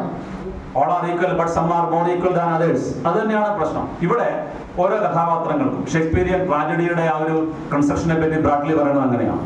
It is the tragedy of a person who occupies a high position and he has a tragic flaw. ഹമർഷ എന്ന് പറയും. അരിസ്റ്റോട്ടലിന്റെ പൊയറ്റിക്സിൽ അദ്ദേഹം പറയുന്ന പ്രധാനമായിട്ടൊരു നാടകമാണ്. പൊയറ്റിക്സ് എന്ന് പറയുന്ന യൂറോപ്യൻ സാഹിത്യത്തിന്റെ അടിസ്ഥാന പ്രമാണ ഗ്രന്ഥത്തിൽ അരിസ്റ്റോട്ടിൽ ട്രാജഡിക്ക് കൊടുക്കുന്ന പ്രഖ്യാതമായിട്ടുള്ള ഒരു നിർവചനമുണ്ട്. Tragedy is the imitation of an action that is serious and certain magnitude, and it is embellished in language, and it expresses the emotions of pity and fear and through the catharsis of emotions. അവിടെ നമുക്കൊരു വികാര വിപുലീകരണമാണ് വരുന്നത്. ഇത്തരത്തിലുള്ള കഥാപാത്രങ്ങളുടെ ദുരന്തത്തിലൂടെ നിങ്ങൾ കടന്നു പോകുമ്പോൾ ഈ ദുരന്തമെല്ലാം കണ്ടു കഴിയുമ്പോൾ നിങ്ങളുടെ മനസ്സിലുണ്ടാകുന്ന ആ ഒരു വികാര വിപുലീകരണമാണ് ഒരു നാടകത്തിന്റെ ലക്ഷ്യം എന്നാണ് അരിസ്റ്റോട്ടിൽ പറയുന്നത്. ആ അരിസ്റ്റോട്ടലിന്റെ നാടകത്തെ അടിസ്ഥാനമാക്കിയാണ് പിന്നീട് എല്ലാ നാടകത്തെ പറ്റിയും പറയുന്നത്. അതിൽ ക്ലാസിക്കൽ യൂണിറ്റിനെ പറ്റിയൊക്കെ പറയുന്നത് ഷേക്സ്പിയറെ ക്ലാസിക്കൽ യൂണിറ്റ് ഒന്നും അംഗീകരിച്ചിട്ടില്ല. അതുപോലെ നമ്മുടെ വിഷയം അതല്ല. അപ്പോൾ ഈ ഓരോ കഥാപാത്രത്തിനും അവരുടേതായിട്ടുള്ള ഒരു ട്രാജിക് ഫ്ലോ ഉണ്ടാകണം. അവരുടെ സ്വഭാവത്തിൽ ഒരു ന്യൂനത ഉണ്ടാകണം, ഒരു കുഴപ്പം ഉണ്ടാകണം. അതാണ് ഈ ദുരന്തങ്ങൾക്കെല്ലാം കാരണം. ഹാമിൽട്ടൺ അങ്ങനെ ഒരു പ്രശ്നമുണ്ട്, പ്രൊക്രാസ്റ്റിനേഷൻ. നാളെ ആകട്ടെ, to be or not to be, ആ ഒരു ഓസിലേഷൻ ഉണ്ട്. വേണോ വേണ്ടോ എന്നുള്ളൊരു പ്രശ്നമുണ്ട്. മാക്ബത്തിന്റെ ഉണ്ട്, വാൾട്ടിംഗ് അംബിഷനാണ്. ഒരു സൈന്യാധിപനായിരുന്ന അദ്ദേഹത്തിന് രാജാവാകണം എന്നുള്ള അതിമോഹമാണ് അദ്ദേഹത്തിന്റെ ദുരന്തത്തിന് കാരണമായിട്ട് മാറുന്നത്. ലിയറിന്റെയും അത് തന്നെയാണ്, പ്രൈഡാണ്. അല്ലാത്ത ആ ഒരു അഹങ്കാരത്തിൽ കുതിർന്ന അഭിമാനം കൊണ്ടാണ് സ്വത്തെല്ലാം മക്കൾക്ക് കുതിരിവിട്ട് അവസാനം ആ ഒരു ദുരന്തത്തിലേക്ക് പോകുന്നത്. അതുപോലെ ഒഥല്ലോയ്ക്കും ഒരു ട്രാജിക് ഫ്ലോ ഉണ്ട്. ആ ട്രാജിക് ഫ്ലോ ആദ്യകാലങ്ങളിൽ പറഞ്ഞിരുന്നത് ഈ പറഞ്ഞ സസ്പീഷൻ ആയിരുന്നു എന്നുള്ളതാണ്, അല്ലെങ്കിൽ സംശയം എന്നുള്ളതായിരുന്നു. ആക്ച്വലി അതല്ല, ട്രസ്റ്റ് ആൻഡ് വൾനറബിലിറ്റി ആണ്, വിശ്വാസമാണ്. ഒരാളെ വിശ്വസിക്കുക എന്ന് പറഞ്ഞാൽ പൂർണ്ണമായിട്ടും വിശ്വസിക്കുക എന്നുള്ളതായിരുന്നു. ഇയാഗോയെ പൂർണ്ണമായിട്ടും വിശ്വാസമായിരുന്നു ഒഥല്ലോയ്ക്ക്. ഒഥല്ലോയെ വിളിക്കുന്നത് ഓണസ്റ്റ് ഇയാഗോ എന്നാണ്, സത്യസന്ധനായ ഇയാഗോ. അപ്പോൾ ഈ മൈക്കൽ കാഷ്യോയെ ജോലിയിൽ നിന്ന് സസ്പെൻഡ് ചെയ്യുമ്പോൾ, മാറ്റി നിർത്തുമ്പോൾ അതിനെ തിരിച്ച് കൊണ്ടുവരാൻ വേണ്ടിയിട്ട് ഇയാഗോ തന്നെയാണ് ഈ കഥ പറഞ്ഞു കൊടുക്കുന്നത്. ഈ ഡെസ്ഡിമോണയോട് പറഞ്ഞങ്ങോട്ട് കാര്യങ്ങൾ ചെയ്യൂ. എന്നിട്ട് അതേസമയം ഒഥല്ലോയോട് പറയും ഡെസ്ഡിമോണയും കാഷ്യോയും തമ്മിൽ എന്തോ വിഷയമുണ്ട് എന്നുള്ളൊരു കാര്യം കൂടി പറയുന്നുണ്ട്. ഒരേ സമയത്ത് രണ്ടിടത്തും കൊളുത്തി കൊടുക്കുകയാണ് ഇയാഗോ. ഇത് ഒഥല്ലോ അറിയുന്നില്ല, ഡെസ്ഡിമോണ അറിയുന്നില്ല, ഇയാഗോയുടെ ഭാര്യയായ എമിലിയ പോലും അറിയുന്നില്ല. ആരും അറിയാതെ വളരെ കൃത്യമായ രീതിയിൽ അദ്ദേഹം അവരെ നന്നായിട്ട് മാനിപ്പുലേറ്റ് ചെയ്യുന്നുണ്ട്. അതിൽ പ്രധാനപ്പെട്ട ഒരു കാര്യം, ഒരു രംഗം, ഒഥല്ലോയും ഇയാഗോയും കൂടെ ഒഥല്ലോയുടെ വീട്ടിലേക്ക് വരുന്നുണ്ട്. അതിന് മുമ്പ് ഇയാഗോ തന്നെ പറഞ്ഞിട്ടുണ്ട്, ഞങ്ങൾ വീട്ടിലേക്ക് വരും, ഇത്ര സമയമാകുമ്പോഴത്തേന് അവിടുത്തെ പട്ടാളത്തെയൊക്കെ പരിശോധിച്ചിട്ട് വരും, നീ ആ സമയത്തെ വീട്ടിലുണ്ടാവുക. ഒഥല്ലോ വരുമ്പോൾ ഒന്ന് മാറി നിന്നാൽ മതി, ഡെസ്ഡിമോണയോട് കാര്യങ്ങളൊക്കെ പറയുക. ഇന്നപോലെ തന്നെയാണ്, ഒരബദ്ധം പറ്റിപ്പോയതാണ്, ക്ഷമിക്കണം, എന്നെ എങ്ങനെയെങ്കിലും ജോലിയിൽ തിരിച്ചെടുക്കണം എന്നുള്ളൊരു കാര്യം പറയാമെന്ന് പറയുന്നു. അങ്ങനെ ഇവർ രണ്ടുപേരും കൂടെ, ഒഥല്ലോയും ഇയാഗോയും കൂടെ വീട്ടിലേക്ക് വരുമ്പോൾ ആ സമയത്ത് എതിരെ വാതിലിലൂടെയാണ് കാഷ്യോ പുറത്തേക്ക് പോകുന്നത്. ആ സമയത്ത് ഇയാഗോ പറയുന്നുണ്ട്, I don't like it. Othello കേൾക്കാൻ വേണ്ടി എന്നാൽ കേൾക്കാതിരിക്കാൻ വേണ്ടിയിട്ട് പറയുകയാണ്, ഐ ഡോണ്ട് ലൈക്ക് ഇറ്റ്. എനിക്കത് അത്ര പിടിച്ചില്ല. ഭർത്താവ് വരുമ്പോൾ ഭാര്യയുടെ അടുത്ത് നിന്ന് ഒരുത്തൻ വേറൊരു മുറിയിലൂടെ വേറൊരു വാതിൽ പോകുമ്പോൾ സ്വാഭാവികമായിട്ട് ഒരാൾ ഇങ്ങനെ പറഞ്ഞു കഴിഞ്ഞാൽ അയാളുടെ മനസ്സിലുണ്ടാകാവുന്ന വികാരങ്ങൾ എന്താണെന്ന് ഒഥല്ലോയെ നന്നായിട്ട് പഠിച്ച ഒഥല്ലോയെ ഇങ്ങനെ കൈവെള്ളയിൽ കളിമണ്ണായിട്ട് കൊണ്ടു കിടക്കുന്ന ഇയാൾക്ക് വളരെ നന്നായിട്ട് അറിയാം. അങ്ങനെ അങ്ങോട്ട് ചെന്ന് കീറുമ്പോഴേ ഡെസ്ഡിമോണ പറയുന്നത്, ആ കാഷ്യോ നല്ല ആളല്ലേ, പാവമല്ലേ, എന്തിനാണ് അയാളെ ഇങ്ങനെ പിരിച്ചുവിട്ടേക്കുന്നത്, അയാളെ ജോലിയിലേക്ക് തിരിച്ചെടുക്കണം എന്ന് പറയുന്ന ആ ഒരു കാര്യമാണ്. ഒഥല്ലോയുടെ മനസ്സ് വല്ലാത്ത സംഘർഷഭരിതമായിരിക്കുന്ന ഒരവസ്ഥയാണ്. അപ്പോൾ പിന്നെയും സംശയം, തന്റെ ഭാര്യ തന്നെ വഞ്ചിക്കുന്നുണ്ടോ? ഒഥല്ലോയുടെ അമ്മായിയപ്പൻ പറഞ്ഞ വാദം ഇപ്പോഴും അദ്ദേഹത്തിന്റെ ഓർമ്മയിലുണ്ടോ? Othello, she has deceived her father, she may deceive you one day. തീർച്ചയായിട്ടും ആ ഒരു കാര്യം തന്നെയാണ് അദ്ദേഹത്തിന്റെ മനസ്സിലുള്ളത്. അപ്പോൾ ഇയാൾ ഒരു കാര്യം കൂടി ചെയ്യുന്നുണ്ട്, അല്ല, നിങ്ങളുടെ വിവാഹ സമ്മാനമായിട്ടൊരു കർച്ചീഫ് കൊടുത്തിരുന്നില്ലേ ഡെസ്ഡിമോണയ്ക്ക്, അത് ഞാൻ കാഷ്യോയുടെ കയ്യിൽ കണ്ടല്ലോ, എനിക്ക് വെറുതെ തോന്നിയതായിരിക്കും എന്ന് പറയുന്നു. പിന്നീട് ആ നാടകത്തെ പറ്റി പറയുമ്പോൾ it is the tragedy of A hand kerchief എന്ന് പറയുന്ന ഒരു കാര്യം തന്നെയാണ്. ഇപ്പോൾ ഈ ഹാൻഡ് കർച്ചീഫിനൊരു കഥയുണ്ട്. അത് നമ്മൾ നേരത്തെ പറഞ്ഞ എക്സോട്ടിക് ആയിട്ടുള്ള അല്ലെങ്കിൽ കിഴക്കൻ രാജ്യങ്ങൾക്കുള്ള, അതൊരു ഒഥല്ലോ പറയുന്നുണ്ട്, അതൊരു സാധാരണ കർച്ചീഫല്ല, അത് എൻ്റെ അമ്മയ്ക്ക് ആ ഒരു ഈജിപ്ഷ്യനായിട്ടുള്ള നേരത്തെ പറഞ്ഞ വിച്ച് പോലെ ഒരു മന്ത്രവാദിനെ കൊടുത്തതാണ്. ഇതിൻ്റെ ഒരു പ്രത്യേകത എന്ന് പറഞ്ഞാൽ ഈ കൈലേസ് കൈവശം ഇരിക്കുന്നിടത്തോളം കാര്യം ഭർത്താവ് ഭാര്യയ്ക്ക് കൊടുക്കുകയാണ്. അത്രയും സ്നേഹമായിരിക്കും ഭാര്യയ്ക്കും ഭർത്താവിനും തമ്മിൽ. അതുകൊണ്ട് എൻ്റെ അച്ഛൻ എൻ്റെ അമ്മയ്ക്ക് കൊടുത്തതാണ്. അവർ തമ്മിൽ നല്ല സ്നേഹമായിരുന്നു. അച്ഛൻ്റെ മരണശേഷം അമ്മ വരികാറായ സമയത്ത് ഈ കർച്ചീഫ് എനിക്ക് തന്നിട്ട് പറയുന്നു, മകനെ, ഇത് നീ സ്നേഹിക്കുന്ന പെൺകുട്ടിക്ക് കൊടുക്കണം, അവൾ നിന്നെ ഒരിക്കലും ചതിക്കില്ല, അവൾക്ക് എപ്പോഴും നിന്നോട് സ്നേഹമായിരിക്കും. ആ ഒരു കർച്ചീഫാണ് ഒഥല്ലോ ഡെസ്ഡിമോണയ്ക്ക് കൊടുക്കുന്നതും. ഇയാഗോ പറഞ്ഞ് ഇയാഗോയുടെ ഭാര്യയായ എമീലിയ ആ കർച്ചീഫ് മോഷ്ടിച്ച് കാഷ്യോയുടെ കൈ കൊണ്ട് കൊടുക്കുന്നത്. അപ്പോൾ ആ കർച്ചീഫാണ് അത് ചോദിക്കുന്നത്. ഒഥല്ലോ തലവേദന എടുക്കുന്നത്, ഞാൻ കർച്ചീഫ് കൊണ്ട് എടുത്തൊരു കർച്ചീഫ് ഉണ്ട്, ഇതല്ല ഞാൻ തന്ന കർച്ചീഫ്, എൻ്റെ അമ്മ എനിക്ക് തന്ന ആ ഒരു കർച്ചീഫിനെ എടുത്ത് തരുമോ എന്ന് ചോദിക്കുമ്പോഴാണ് ഞാനത് നഷ്ടപ്പെട്ടു എന്ന് പറയുന്നു. പിന്നെയും പറയുന്നില്ല, കാഷ്യോയെ ജോലിക്ക് എടുക്കണം എന്നുള്ളൊരു കാര്യമാണ്. അപ്പം അങ്ങനെ ഈ ഒരു സസ്പെഷനാണ്. It is a green eyed monster. Shakespeare English ഭാഷയ്ക്ക് നൽകിയ മറ്റൊരു വാചകമാണ്. jealousy, that is a green-eyed monster. It marks the very flesh it eats on. ആ കഴിക്കുന്ന ആ സ്വന്തം മാംസത്തിലേക്കാണ് അത് കഴിച്ചിറങ്ങുന്നതെന്ന്. സംശയം ഒരിക്കൽ, അസൂയ ഒരിക്കൽ, പ്രത്യേകിച്ച് സെക്ഷൽ ജലസി എന്ന് പറയുന്ന ഒന്നാണ്. രണ്ടും രണ്ട് വർഗമാണുള്ളത്. ഒരാൾ നൂറാണ്. ഡെസ്ഡിമോണ എന്ന് പറയുമ്പോൾ തന്നെ വളരെ സുന്ദരിയായിട്ടുള്ള, അതിസുന്ദരിയായിട്ടുള്ള, സൽസ്വഭാവിയായിട്ടുള്ള ഒരു പെൺകുട്ടിയാണ്. അല്ലെങ്കിൽ ഒരുപാട് പ്രായമുള്ള മനുഷ്യരോട് ഒരുപാട് യുദ്ധത്തിൽ പങ്കെടുത്ത് ഇവരുടെ കുഴപ്പങ്ങൾ തന്നെയാണ്. ഇപ്പോൾ നമ്മുടെ ഈ മരിയോ വർഗോസിയോസയുടെ ഒരു ഇന്റർവ്യൂ ലേഖന മാതൃഭൂമിയിലുണ്ടായിരുന്നു. അതിനകത്ത് അദ്ദേഹം നോവൽ സമ്മാന പ്രസംഗത്തിൽ പറയുന്ന ഒരു കാര്യം, ഭാര്യ അദ്ദേഹത്തോട് എപ്പോഴും പറയും, എഴുതാനല്ലാതെ നിങ്ങളെ കൊണ്ട് വേറെ ഒന്നിനും കൊള്ളില്ല എന്ന് പറയുന്നത് പോലെ ഒഥല്ലോയെ സംബന്ധിച്ചിടത്തോളം he is a great military general, a strict disciplinarian, but he is totally unaware of the Venetian women and its domestic culture. അതെന്താണെന്ന് അറിയില്ല. ഈ രണ്ട് ക്ലാഷ് ഓഫ്, വേണമെങ്കിൽ നമുക്ക് പറയാം ക്ലാഷ് ഓഫ് സിവിലൈസേഷൻസ് എന്നാണ്. It is the problem of adjustment. കാര്യം ഒരു മിലിറ്ററി ജനറൽ എന്ന രീതിയിൽ ഒഥല്ലോയ്ക്ക് അഡ്ജസ്റ്റ് ചെയ്യാൻ ബുദ്ധിമുട്ടൊന്നുമില്ല. കാര്യം വെനീസ് ഡിമാൻഡ്സ് ഹിസ് പ്രസൻസ്. പക്ഷെ നേരത്തെ പറഞ്ഞതുപോലെ പ്രപഞ്ച പ്രഭുവിന് അദ്ദേഹത്തിന്റെ വീട്ടിനകത്തേക്ക് മരുമകനായിട്ട് അദ്ദേഹത്തെ വേണ്ട. നേരത്തെ ഷൈലോക്കിനെ പറ്റി നമ്മൾ എന്തു പറഞ്ഞു, അത് തന്നെയാണ് ദി അതർ. ഇവിടെയും ഒഥല്ലോ അത് തന്നെയാണ്. The Moor, the black man, he is the other. He needs only for the protection of Venice. He is essential in their fighting against the Ottoman Turks. അപ്പോഴും ഇയാൾക്ക് വളരെ കൃത്യമാണ്. ആ രീതിയിലൊക്കെ വായനകൾ പിന്നീട് വരുന്നുണ്ട്. ഈ പോസ്റ്റ് കൊളോണിയൽ റീഡിങ് വരുമ്പോൾ പിന്നീട് അക്കാലങ്ങളിൽ ഉണ്ടായിരുന്ന സകല നിരൂപണങ്ങളെ മാറ്റിമറിച്ചുകൊണ്ട് പുതിയ രീതിയിലേക്കാണ് ഈ വായനകൾ വരുന്നത്. ഇയാൾ എന്ന് പറയുന്നത് യഥാർത്ഥത്തിൽ ഒരു യൂറോപ്പിന്റെ ഒരു സൈക്കയായിട്ടാണ് കാണുന്നത്. അതായത് ഈ പറയുന്ന കറുത്ത വർഗ്ഗക്കാരനെ ഉൾക്കൊള്ളാൻ താല്പര്യമില്ലാത്ത, മനസ്സില്ലാത്ത, ഏത് രീതിയും അവനെ ഒഴിവാക്കണമെന്നുള്ള ഒരു യൂറോപ്പിന്റെ മനസ്സിന്റെ ഒരു പെർസോണിഫിക്കേഷനാണ് ഇയാൾ എന്ന് പറയുന്ന ക്യാരക്ടർ. അതുകൊണ്ടാണ് അദ്ദേഹം പലപ്പോഴും പറയുന്നത്, പ്രത്യേകിച്ച് എനിക്ക് യാതൊരു കാര്യമില്ല, എന്നാലും ഐ ഡോണ്ട് ലൈക്ക്. അപ്പൊ അങ്ങനെ ഒഥല്ലോ എടുത്ത് അദ്ദേഹം ഈ ഒരു കാര്യം പറയുന്നു. എന്താണ്, കൊല്ലണമെന്നൊന്നും ഞാൻ പറയുന്നില്ല, പക്ഷെ അവർ ജീവിച്ചിരിക്കുന്നത് അപകടമാണ്. ആ അവസ്ഥയിലേക്കാണ് അദ്ദേഹം ഭാര്യയെ, ലാസ്റ്റ് സീൻ വളരെ വിഖ്യാതമായിട്ടുള്ള ഒരു സീനാണല്ലോ അത്, ബെഡ് ചേംബർ സീൻ എന്ന് പറയുന്നത്. അപ്പോൾ പിന്നീട് ഈ ഒഥല്ലോയുടെ മനസ്സിലേക്ക് ഇയാൾ ഈ വിഷമെല്ലാം കുത്തിവെച്ച് പോകുമ്പോഴും ഷേക്സ്പിയർ എഴുതുന്നുണ്ട് തന്നെ പിന്നീട്, nor poppy nor mandragora nor all the drowsy syrups of the world will not bless him that little sweet sleep that he was yesterday. ഇന്നലെ വരെ അയാൾക്കുണ്ടായിരുന്ന മനോഹരമായ ഉറക്കം ഇനി കിട്ടാൻ ഈ ലോകത്തിലെ മുഴുവൻ ഡ്രോസി സിറപ്സ്, ഈ മയക്കുമരുന്നുകളെ കലക്കി കുടിച്ചു കഴിഞ്ഞാൽ അദ്ദേഹത്തിന് പറ്റില്ല എന്ന് പറയുന്നത്. കാര്യം അദ്ദേഹത്തിന്റെ ഉറക്കം, മനസമാധാനം എല്ലാം എന്നേക്കുമായിട്ട് നഷ്ടപ്പെട്ടു പോയിരിക്കുന്നുണ്ട്.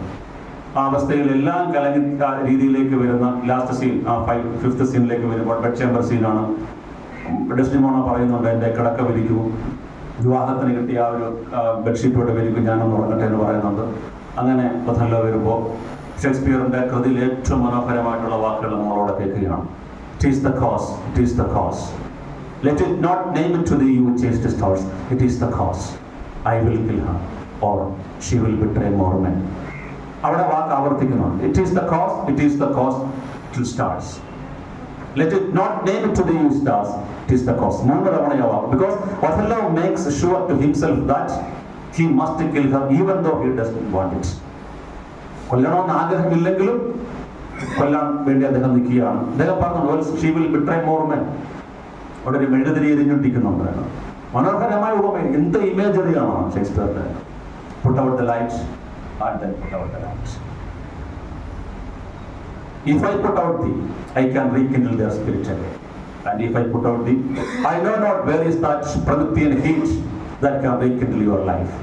ആ മെഴുകുതിരി അണച്ചാൽ എനിക്ക് വീണ്ടും അതിലേക്ക് ദീപം കൊടുത്താൻ പറ്റും. പക്ഷെ ഇവിടെ നിന്നെ നീയാകുന്ന ദീപത്തെ അണച്ചു കഴിഞ്ഞാൽ ആ ഒരു പ്രൊമത്തിയൻ ഹീറ്റ്, പ്രൊമത്യൂസ് ആണ് തീ കൊണ്ടുപോകണമെന്നുള്ള കാര്യം അറിയാം. അവരലികറി വരുന്നത് എങ്ങനെയാണ് അത് മാറ്റേണ്ടതെന്ന് എനിക്കറിയില്ല. If I pluck a rose from the tree, I cannot give life back again. I will smell it in the tree. ആ റോസാ പുഷ്പത്തെ അതിൽ നിന്ന് ഞാൻ അടർത്തിയെടുത്താൽ എനിക്കതിന് വീണ്ടും അതിലേക്ക് തിരിച്ചു വെക്കാൻ പറ്റത്തില്ല. അതുകൊണ്ട് അവസാനമായിട്ട് ഞാൻ അതിനെ ഒന്ന് ചുംബിക്കട്ടെ. അപ്പോൾ അദ്ദേഹം ഡെസ്റ്റിമോണി ചുംബിക്കുന്നുണ്ട്. ദ ബാമി ബ്രീത്ത്, അതാണ് ആ സുഗന്ധമുള്ള ഉച്ഛ്വാസം കേൾക്കുമ്പോൾ അദ്ദേഹത്തിന് കല്യാണം വേണ്ട എന്നുള്ളൊരു കാര്യം തന്നെയാണ്. I love her too well but not wisely. This is heavenly sorrow. This love is heavenly. It strikes where it doth love. ഇങ്ങനെ പറഞ്ഞുകൊണ്ടാണ് കൊണ്ടുവന്നത്. ഏറ്റവും തീക്ഷ്ണമായിട്ടുള്ള ഒരു രംഗമാണ്. Love is possessive and love is destructive. But I loved her very much. I loved her too well but not wisely. This sorrow is heavenly. It strikes where it doth love. ഇതാണ് ആ പ്രണയത്തിന്റെ തീക്ഷ്ണത എന്ന് പറയുന്നത്. ആ പ്രണയത്തിന്റെ തീക്ഷ്ണതയിൽ തീവ്രമായ ആ ഒരു രംഗത്താണ് ഒഥല്ലോ ശ്വാസം മുട്ടിച്ചത്. I will not drop her blood. രക്തം ചിന്തിയല്ല, അല്ലാതെയാണ് കൊല്ലുന്നത്. അങ്ങനെ ആ കരുത്തനായ മനുഷ്യന്റെ ആ കൈക്കരുത്തിൽ ഒഥല്ലോ ഡെസ്റ്റിമോണ എന്ന് പറയുന്ന ആ സൗന്ദര്യത്തിന്റെ നിഷ്കളങ്കതയുടെ ഒക്കെ പ്രതിരൂപമായിട്ടുള്ള ആ ഒരു സ്ത്രീ അവിടെ മരിച്ചു വീഴും. അപ്പോഴാണ് കാഷ്യോ ഓടിക്കൊണ്ടുവരുന്നത്. ഇയാഗോ കാഷ്യോയെ കൊല്ലാൻ ആളെ വിട്ടിട്ടുണ്ടായിരുന്നു. കാഷ്യോ അവരെ കൊന്നിട്ട് വരുന്നു. അപ്പോൾ ഇയാഗോ കൊടുത്ത കത്ത് ആ കൊലപാതകയിൽ നിന്ന് എടുത്തിട്ടുണ്ട്. ഒഥല്ലോ പറഞ്ഞിട്ടാണ് നിന്നെ കൊല്ലാൻ ഞാൻ ആളിനെ വിടുന്നത്. അപ്പോഴാണ് എമീലിയ വരുന്നത്. എമീലിയ പറഞ്ഞു, നിങ്ങൾ എന്താണ് ഇത് കാണിച്ചത്? അപ്പോൾ പറയും, എന്റെ ഹാൻഡ് കർച്ചീഫുകൾ അവന് കൊടുത്തു. അപ്പോൾ എമീലിയ പറഞ്ഞത്, മരമണ്ടനായ സേനാനായകൻ ഞാനല്ലേ അത് നിങ്ങളുടെ വീട്ടിൽ നിന്ന് മോഷ്ടിച്ച് ഇയാൾ പറഞ്ഞിട്ട് അവിടെ കൊണ്ടിട്ടത്, എമീലിയ ഇയാളെ കൊല്ലുന്നത്. എന്നിട്ടാണ് അദ്ദേഹം ആത്മഹത്യ ചെയ്യുന്നത്. ഒഥല്ലോയുടെ ആത്മഹത്യ അങ്ങനെയാണ്. അവിടെ നമ്മൾ ഈ പറയുന്ന ഈ ഒരു പ്രത്യക്ഷമായിട്ടുള്ള ഒരു അവസ്ഥയിൽ നിന്ന് മാറി ചിന്തിക്കുമ്പോൾ ഉണ്ടാകാവുന്ന ഒരു കാര്യം, എന്തുകൊണ്ട് ഒഥല്ലോ, എന്തുകൊണ്ട് ഇയാഗോ ഒഥല്ലോ ആ രീതിയിലേക്ക് മാറ്റി? കൃത്യമായി പറയാൻ ഒരു കാരണവുമില്ലായിരുന്നിട്ടും അദ്ദേഹത്തിന് പട്ടാളത്തിൽ മേധാവിയായിട്ട് പോകണമെന്നോ അല്ലെങ്കിൽ ഭാര്യയുടെ ചാരിത്രശുദ്ധിയിലോ ഡെസ്ഡിമോണയുടെ ചാരിത്രശുദ്ധിയിലോ ഒന്നും സംശയമില്ലായിരുന്നിട്ടും ഒഥല്ലോയെ, കാര്യം ഡെസ്ഡിമോണെ വിവാഹം കഴിക്കുന്നത് വരെ ഒഥല്ലോയ്ക്ക് ഒരു പ്രശ്നം ഉണ്ടായിരുന്നില്ല, ഇയാഗോയ്ക്ക് ഒരു പ്രശ്നം ഉണ്ടായിരുന്നില്ല. ഈ ഡെസ്ഡിമോണെ വിവാഹം കഴിക്കുന്നത് കൂടി തന്നെയാണ്, അല്ലെങ്കിൽ ആ ഒരു വെനീഷ്യൻ സൊസൈറ്റിയിലേക്ക് ഇയാൾ ഇൻവൈബ് ചെയ്യുന്നു എന്ന് തോന്നുന്ന ആ ഒരു ഘട്ടത്തിലാണ് നിങ്ങളുടെ സേവനം ഇവിടം വരെ മതി എന്ന് പറഞ്ഞുകൊണ്ട് അദ്ദേഹത്തെ മാറ്റി നിർത്തുന്നത്. അവിടെ നേരത്തെ നമ്മൾ പറഞ്ഞ ദി അതർ എന്ന് പറയുന്ന ഒരു സങ്കല്പമാണ്. യൂറോപ്പിന് കിഴക്കൻ രാജ്യങ്ങളോടുള്ള ഭയം ഒരു വശവും, മറുഭാഗത്ത് ആവശ്യത്തിന് മാത്രം അവരെ ഉപയോഗിക്കുക എന്ന് പറയുന്ന ആ ഒരു പോസ്റ്റ് കൊളോണിയൽ നയം കൂടെ ചേർന്ന് വരുന്നതാണ് ഇയാഗോയുടെ ആ ഒരു വിജയവും അതേ സമയത്ത് ഒഥല്ലോയുടെ ഒരു പരാജയമായിട്ട് വരുന്നത്. ഇതേ ഉള്ള ഒരു കഥാപാത്രത്തെ കൂടെ പറഞ്ഞിട്ട് നമുക്ക് അവസാനിപ്പിക്കാം. ദ ടെമ്പസ്റ്റ് എന്ന് പറയുന്ന ഒരു നാടകം കൂടിയുണ്ട്. ടെമ്പസ്റ്റിന്റെ കഥയും ഇതുപോലെ തന്നെയാണ്. പ്രോസ്പെറോ മിലാനിലെ ഡ്യൂക്ക് ആയിരുന്നു. അദ്ദേഹത്തിന്റെ സഹോദരൻ മിലാനിലെ ഡ്യൂക്ക് ഭരണാധികാരിയായിരുന്നു. അദ്ദേഹത്തിന് ഭരിക്കുന്നതിനേക്കാൾ കൂടുതൽ താല്പര്യം ഈ പുസ്തകങ്ങൾ വായിക്കുന്നതിലായിരുന്നു. പുസ്തകങ്ങൾ വായിക്കുക എന്ന് പറയുമ്പോൾ മാന്ത്രികമായ പുസ്തകങ്ങളായിരുന്നു. അങ്ങനെ ഒരു ദിവസം ഇദ്ദേഹത്തിന്റെ സഹോദരൻ ഈ വേളെ രാജ്യഭൃഷ്ടനാക്കുന്നുണ്ട്. അതൊരു വലിയ കാര്യമാണ്. ഭരിക്കണം. പുസ്തകം വായിച്ചിരുന്നു കഴിഞ്ഞാൽ അത് ശരിയാവില്ല. രാജാവിന്റെ പണി രാജ്യം ഭരിക്കുക എന്നുള്ളതാണ്. പുസ്തകം വായിക്കാനാണെങ്കിൽ അന്തസ്സായിട്ട് എന്ത് ചെയ്യുക, ആ പണി അറിയാവുന്ന ആരെങ്കിലും ഏൽപ്പിച്ചിട്ട് ഇദ്ദേഹം ഇതിലേക്ക് പോകുക. അത് ഈ രാജഭരണത്തിന്റെ ഒരു വലിയ കാര്യമാണ്. കാര്യം അധികാരം എപ്പോൾ പിടിച്ചടക്കാൻ വേണ്ടി നിൽക്കുന്ന ആൾക്കാരുടെ ഒരു വലിയ രീതിയാണ്. അവിടെ സഹോദരനോ സഹോദരിയൊന്നുമില്ല, സ്വന്തം സഹോദരനാണ് പ്രോസ്പെറോയെ അവിടുന്ന് ഇതാക്കുന്നത്. ഒരു ചെറിയ വള്ളത്തിൽ അദ്ദേഹത്തിന് ആവശ്യമുള്ള കുറച്ച് വസ്ത്രവും അതുപോലെ കുറച്ച് ഗ്രന്ഥങ്ങളും ഒക്കെ, മാന്ത്രിക ഗ്രന്ഥങ്ങളൊക്കെ എടുത്തു വെച്ച് അദ്ദേഹത്തിന്റെ മകൾ മിറാൻഡെ, 3 വയസ്സ് മാത്രം പ്രായമുള്ള ആ ഒരു മിറാൻഡെ ഇട്ട് കടലിലേക്ക് തള്ളിവിടുകയാണ്. അവരൊരു ദ്വീപിലെത്തുന്നുണ്ട്. ദ്വീപ് സൈക്കോറക്സ് എന്നൊരു ദുർമന്ത്രവാദിനിയുടെ ദ്വീപായിരുന്നു. അവർ മരിച്ചു. അവരുടെ മകനായിട്ടുള്ള കാലിബൻ. ഈ പേര് ഓർക്കുക, പ്രോസ്പെറോ കാലിബൻ. പ്രോസ്പെറോ എന്ന വാക്കിൽ തന്നെ ഒപ്രസർ എന്നൊരു വാക്കിന്റെ ധ്വനി കൂടി നമുക്ക് വരുന്നുണ്ട് തന്നെ. കാലിബൻ, കാനിബൽ എന്ന് പറയുന്ന നരഭോജിയായിട്ടുള്ള വെളുത്ത മനുഷ്യന്റെ കണ്ണിൽ കാണുന്ന ഒരു ആദിമ ദ്വീപ സമൂഹത്തിലെ ഒരു വ്യക്തിയെ അവർ കാണുന്ന രീതിയിലേക്ക് വരുന്നത്. വൈറ്റ് മാൻസ് ബർഡൻ എന്ന് നമ്മൾ പറയുമല്ലോ. ഈ വെളുത്ത മനുഷ്യന്റെ ഒരു വലിയ ദുഃഖമുണ്ടല്ലോ. എന്താണ് ഈ പറയുന്ന അപരിഷ്കൃതരായിട്ടുള്ള ആൾക്കാരെയൊക്കെ പരിഷ്കാരികളാക്കി മാറ്റുക. അപ്പോൾ ആ ദ്വീപിലെത്തുമ്പോൾ ഈ കാലിബനെ പഠിപ്പിക്കുന്നുണ്ട് പ്രോസ്പെറോയുടെ ഭാഷ പഠിപ്പിക്കുന്നുണ്ട്. കാലിബന് പഠിക്കാൻ താല്പര്യമില്ല. കാലിബൻ പിന്നീട് പറയുന്നുണ്ട്, എനിക്ക് നിങ്ങളുടെ ഭാഷ പഠിച്ചുള്ള ഒരേ ഒരു ഗുണം എന്ന് പറയുമ്പോൾ I know how to curse you in your language. നിങ്ങളുടെ ഭാഷയിൽ നിങ്ങളെ എങ്ങനെ തെറി വിളിക്കണം എന്ന് മാത്രമേ എനിക്കകത്തുള്ളൂ. പിന്നീട് അദ്ദേഹം ഒരു വലിയ കൊടുങ്കാറ്റുണ്ടാക്കുന്നുണ്ട്. അതിൽ അവിടുത്തെ ഭരണാധികാരിയുടെ രാജാവിന്റെ മകൻ ഫെർഡിനാൻഡ് വരുന്നുണ്ട്. അവരെല്ലാവരെയും കൂടെ കൊണ്ടുവന്ന് അവിടെ നിർത്തി ഫെർഡിനാൻഡും മിറാൻഡയും തമ്മിൽ പ്രണയത്തിലാകുന്നു. പിന്നീട് അവരുടെ വിവാഹമൊക്കെ നടത്തി കൊടുക്കുന്നു. അദ്ദേഹത്തിന്റെ സഹോദരൻ വരുന്നുണ്ട്.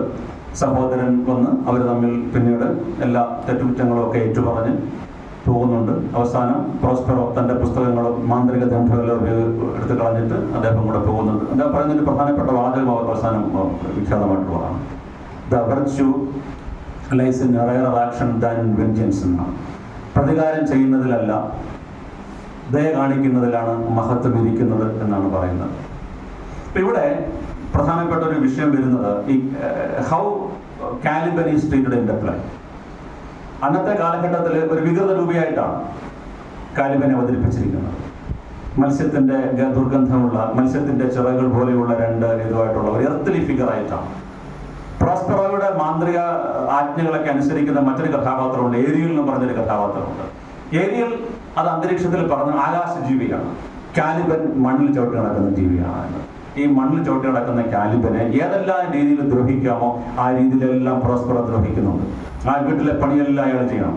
കുടിക്കാൻ വെള്ളം കൊണ്ടുവരണം, വിറക് കൊണ്ടുവരണം, പ്രോസ്പെറോ പറയുന്ന പണിയെല്ലാം ചെയ്യണം. ഇത് മാത്രമല്ല, നഗ്നപാതനായിട്ട് നടക്കുന്ന കാലിബന്റെ മുമ്പിലേക്ക് ഏരിയയിൽ പ്രോസ്പെറോയുടെ നിർദ്ദേശപ്രകാരം മുള്ളൻ പന്നിയുടെ രൂപത്തിലേക്ക് വന്നു കിടക്കും. അപ്പോൾ ആ മുള്ളിലേക്കാണ് ചവിട്ടുന്നത് ഈ പാവം കാലിബൻ. ഒന്നും അറിയില്ല, ഒരു പാവമാണ്, ഒരു നമ്മൾ പറഞ്ഞൊരു native man, an ignorant native man. അവിടെ പ്രോസ്പെറോ വരുമ്പോൾ ഇവിടെ കൊണ്ടുവരണം അദ്ദേഹം ഈ പ്രദേശം മുഴുവൻ കാണിക്കുന്നുണ്ട്. എവിടെയാണ് വയലുള്ളത്, എവിടെയാണ് മനോഹരമായ പൂക്കളുള്ളത്, എവിടെയാണ് മനോഹരമായ പുൽത്തകടി ഉള്ളത്, എവിടെയാണ് മനോഹരമായ പൂക്കളുള്ളത്, എവിടെയാണ് നല്ല ഫലവൃക്ഷങ്ങളുള്ളത്, നല്ല പഴങ്ങളുള്ളത്, ഇതെല്ലാം ഈ കാലിബൻ കൊണ്ടുവന്ന് കാണിക്കുകയാണ്. ഇതിന്റെ എല്ലാം അധികനായിട്ട് പിന്നീട് പ്രോസ്പെറോ മാറുകയാണ്. പ്രോസ്പെറോയ്ക്ക് അവിടെ യാതൊരു അധികാരവുമില്ല. ഒരു ദ്വീപിലേക്ക് വന്നു കയറി തന്റെ അധികാരം സ്ഥാപിച്ച് അവിടെയുള്ള അബോറിജിനായിട്ടുള്ള ഇൻഡിജിനസ് ക്രീച്ചറായിട്ടുള്ള കാലിബനെ അടിമയാക്കി മാറ്റുകയാണ്. അടിമയാക്കി മാറ്റുന്നത് മാത്രമല്ല, എല്ലാ രീതിയിലുള്ള ദ്രോഹം കൂടെ ചെയ്യുന്നുണ്ട്. എന്തിന്റെ പേരിലാണ്? To civilise him. അയാളെ ഒരു സംസ്കാരമുള്ളവനാക്കി മാറ്റാൻ വേണ്ടിയിട്ടാണ്. കാലിബനൊന്നും വഴങ്ങുന്നില്ല എന്നുള്ളത്. കാര്യം കാലിബൻ പറഞ്ഞത് ദിസ് ഈസ് മൈ ലാൻഡ്, ഇതെന്റെ ഭൂമിയാണ്, ഇത് എന്റെ രാജ്യമാണ്, നിങ്ങളിവിടെ വന്നു കയറിയ ഒരാളാണ്, പക്ഷെ നിങ്ങളാണ് ഇപ്പോൾ എന്നെ ഭരിക്കുന്നത്. ഇത് എഴുതുന്ന 1616 ആ ഒരു കാലഘട്ടത്തിലാണ്. അതായത് ഇംഗ്ലീഷ് ഈസ്റ്റ് ഇന്ത്യ കമ്പനി അതിന്റെ എക്സ്പാൻഷൻ ലോകമെല്ലാം നടത്തിക്കൊണ്ടിരിക്കുന്ന കാലഘട്ടത്തിലാണ് ഈ ഒരു നാടകം വരുന്നത്. അപ്പോൾ അതിനെ ആ ഒരു അവരുടെ സാമ്രാജ്യവൽക്കരണത്തിന്റെ ഒരു ഭാഗമായിട്ട് വേണം നമ്മളതിനെ കാണാനായിട്ട്. അല്ലാതെ വെറും ഒരു മാന്ത്രിക കഥയായിട്ട് മാത്രമോ, അല്ല ഒരു അത്രയും വലിയൊരു മാന്ത്രികനായിരുന്നെങ്കിൽ തന്റെ സഹോദരൻ തന്നെ സ്ഥാനഭ്രഷ്ടനാക്കിയപ്പോൾ അദ്ദേഹത്തിന് അന്നേരം അത് ചെയ്തുകൂടെ? എല്ലായിടവും ഏക്കത്തില്ല. അത് ഏക്കുന്ന ചില പ്രത്യേക സ്ഥലങ്ങളിൽ മാത്രമേ ഇത്തരത്തിലുള്ള കാര്യങ്ങളിലേക്ക് അവിടെ പ്രയോഗിക്കാൻ പറ്റത്തുള്ളൂ. ഏറ്റവും മനോഹരമായിട്ടുള്ള ചില വാക്കുകൾ പറയുന്നതും കാലിബനാണ്. Don't be afraid, this land is full of noises. കൊണ്ട് നടക്കുമ്പോൾ അത്ര മനോഹരം, എവിടെ നോക്കിയാലും മനോഹരമായിട്ടുള്ള ശബ്ദങ്ങൾ. ആ ഒരു വെർജിൻ ലാൻഡാണ്. ആ ലാൻഡിന്റെ ഒരു ഒപ്രസറായിട്ടാണ് പ്രോസ്പെറോ അവിടെ നിന്ന് വരികയും ചെയ്യുന്നത്. അപ്പോൾ ഈ 3 കഥാപാത്രങ്ങളെ നമ്മൾ ഇന്ന് മനസ്സിലാക്കി കഴിഞ്ഞു കഴിഞ്ഞാൽ, ഷൈലോക്ക്, ഒഥല്ലോ, കാലിബൻ, ഈ 3 കഥാപാത്രങ്ങൾക്കുള്ളൊരു കോമൺ ട്രൈറ്റ് എന്ന് പറഞ്ഞു കഴിഞ്ഞാൽ, നമ്മൾ നേരത്തെ പറഞ്ഞ ഒരുപാട് തിയറി വെച്ച് അനലൈസ് ചെയ്ത് കഴിഞ്ഞാൽ ഒരുപാട് ഉണ്ടാകാം. നമുക്ക് പ്രധാനമായിട്ട് വരുന്നത് ദി അതർ എന്നൊരു സങ്കല്പത്തിലേക്ക് വരുന്നുണ്ട്. ഷൈലോക്കിനെ അവർക്ക് ആവശ്യമുള്ളത് അവരുടെ സാമ്പത്തിക ക്രയവിക്രയങ്ങൾക്ക് വേണ്ടി മാത്രമാകുമ്പോൾ, ഒഥല്ലോയെ അവർക്ക് ആവശ്യമുള്ളത് അവിടുത്തെ സൈന്യാധിപൻ എന്ന രീതിയിൽ മാത്രമായിട്ട് മാറുമ്പോൾ, ഇവിടെ കാലിബനെ ആ നാടിന്റെ അധിപനാണ് എങ്കിൽ കൂടിയും അവർക്ക് ആവശ്യമുള്ളത് ഈ ഒരു പ്രദേശങ്ങളിലേക്കുള്ള സമ്പത്തിനും ഭൗതികമായിട്ടുള്ളൊരു നേട്ടത്തിനും വേണ്ടി മാത്രമാണ് എന്നുള്ളതാണ്. ഇനിയും പറയാനാണെങ്കിൽ ഒരുപാടുണ്ട്, ഓരോ ഇതിനെ പറ്റിയും പറയാൻ.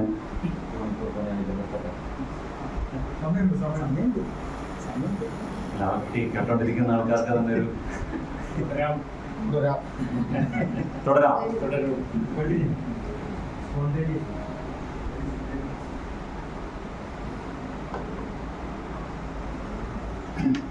ഷേക്സ്പിയറിന്റെ നാടകങ്ങളെ പറ്റി നോർത്തോപ്പ് ഫ്രൈ പറയുന്നത് ഇതിൽ ആർക്കിടൈപ്പൽ പാറ്റേൺസ് ഓഫ് ക്രിറ്റിസിസം ആണ്, ആദ്യ രൂപങ്ങൾ എന്ന് പറയുന്നത്.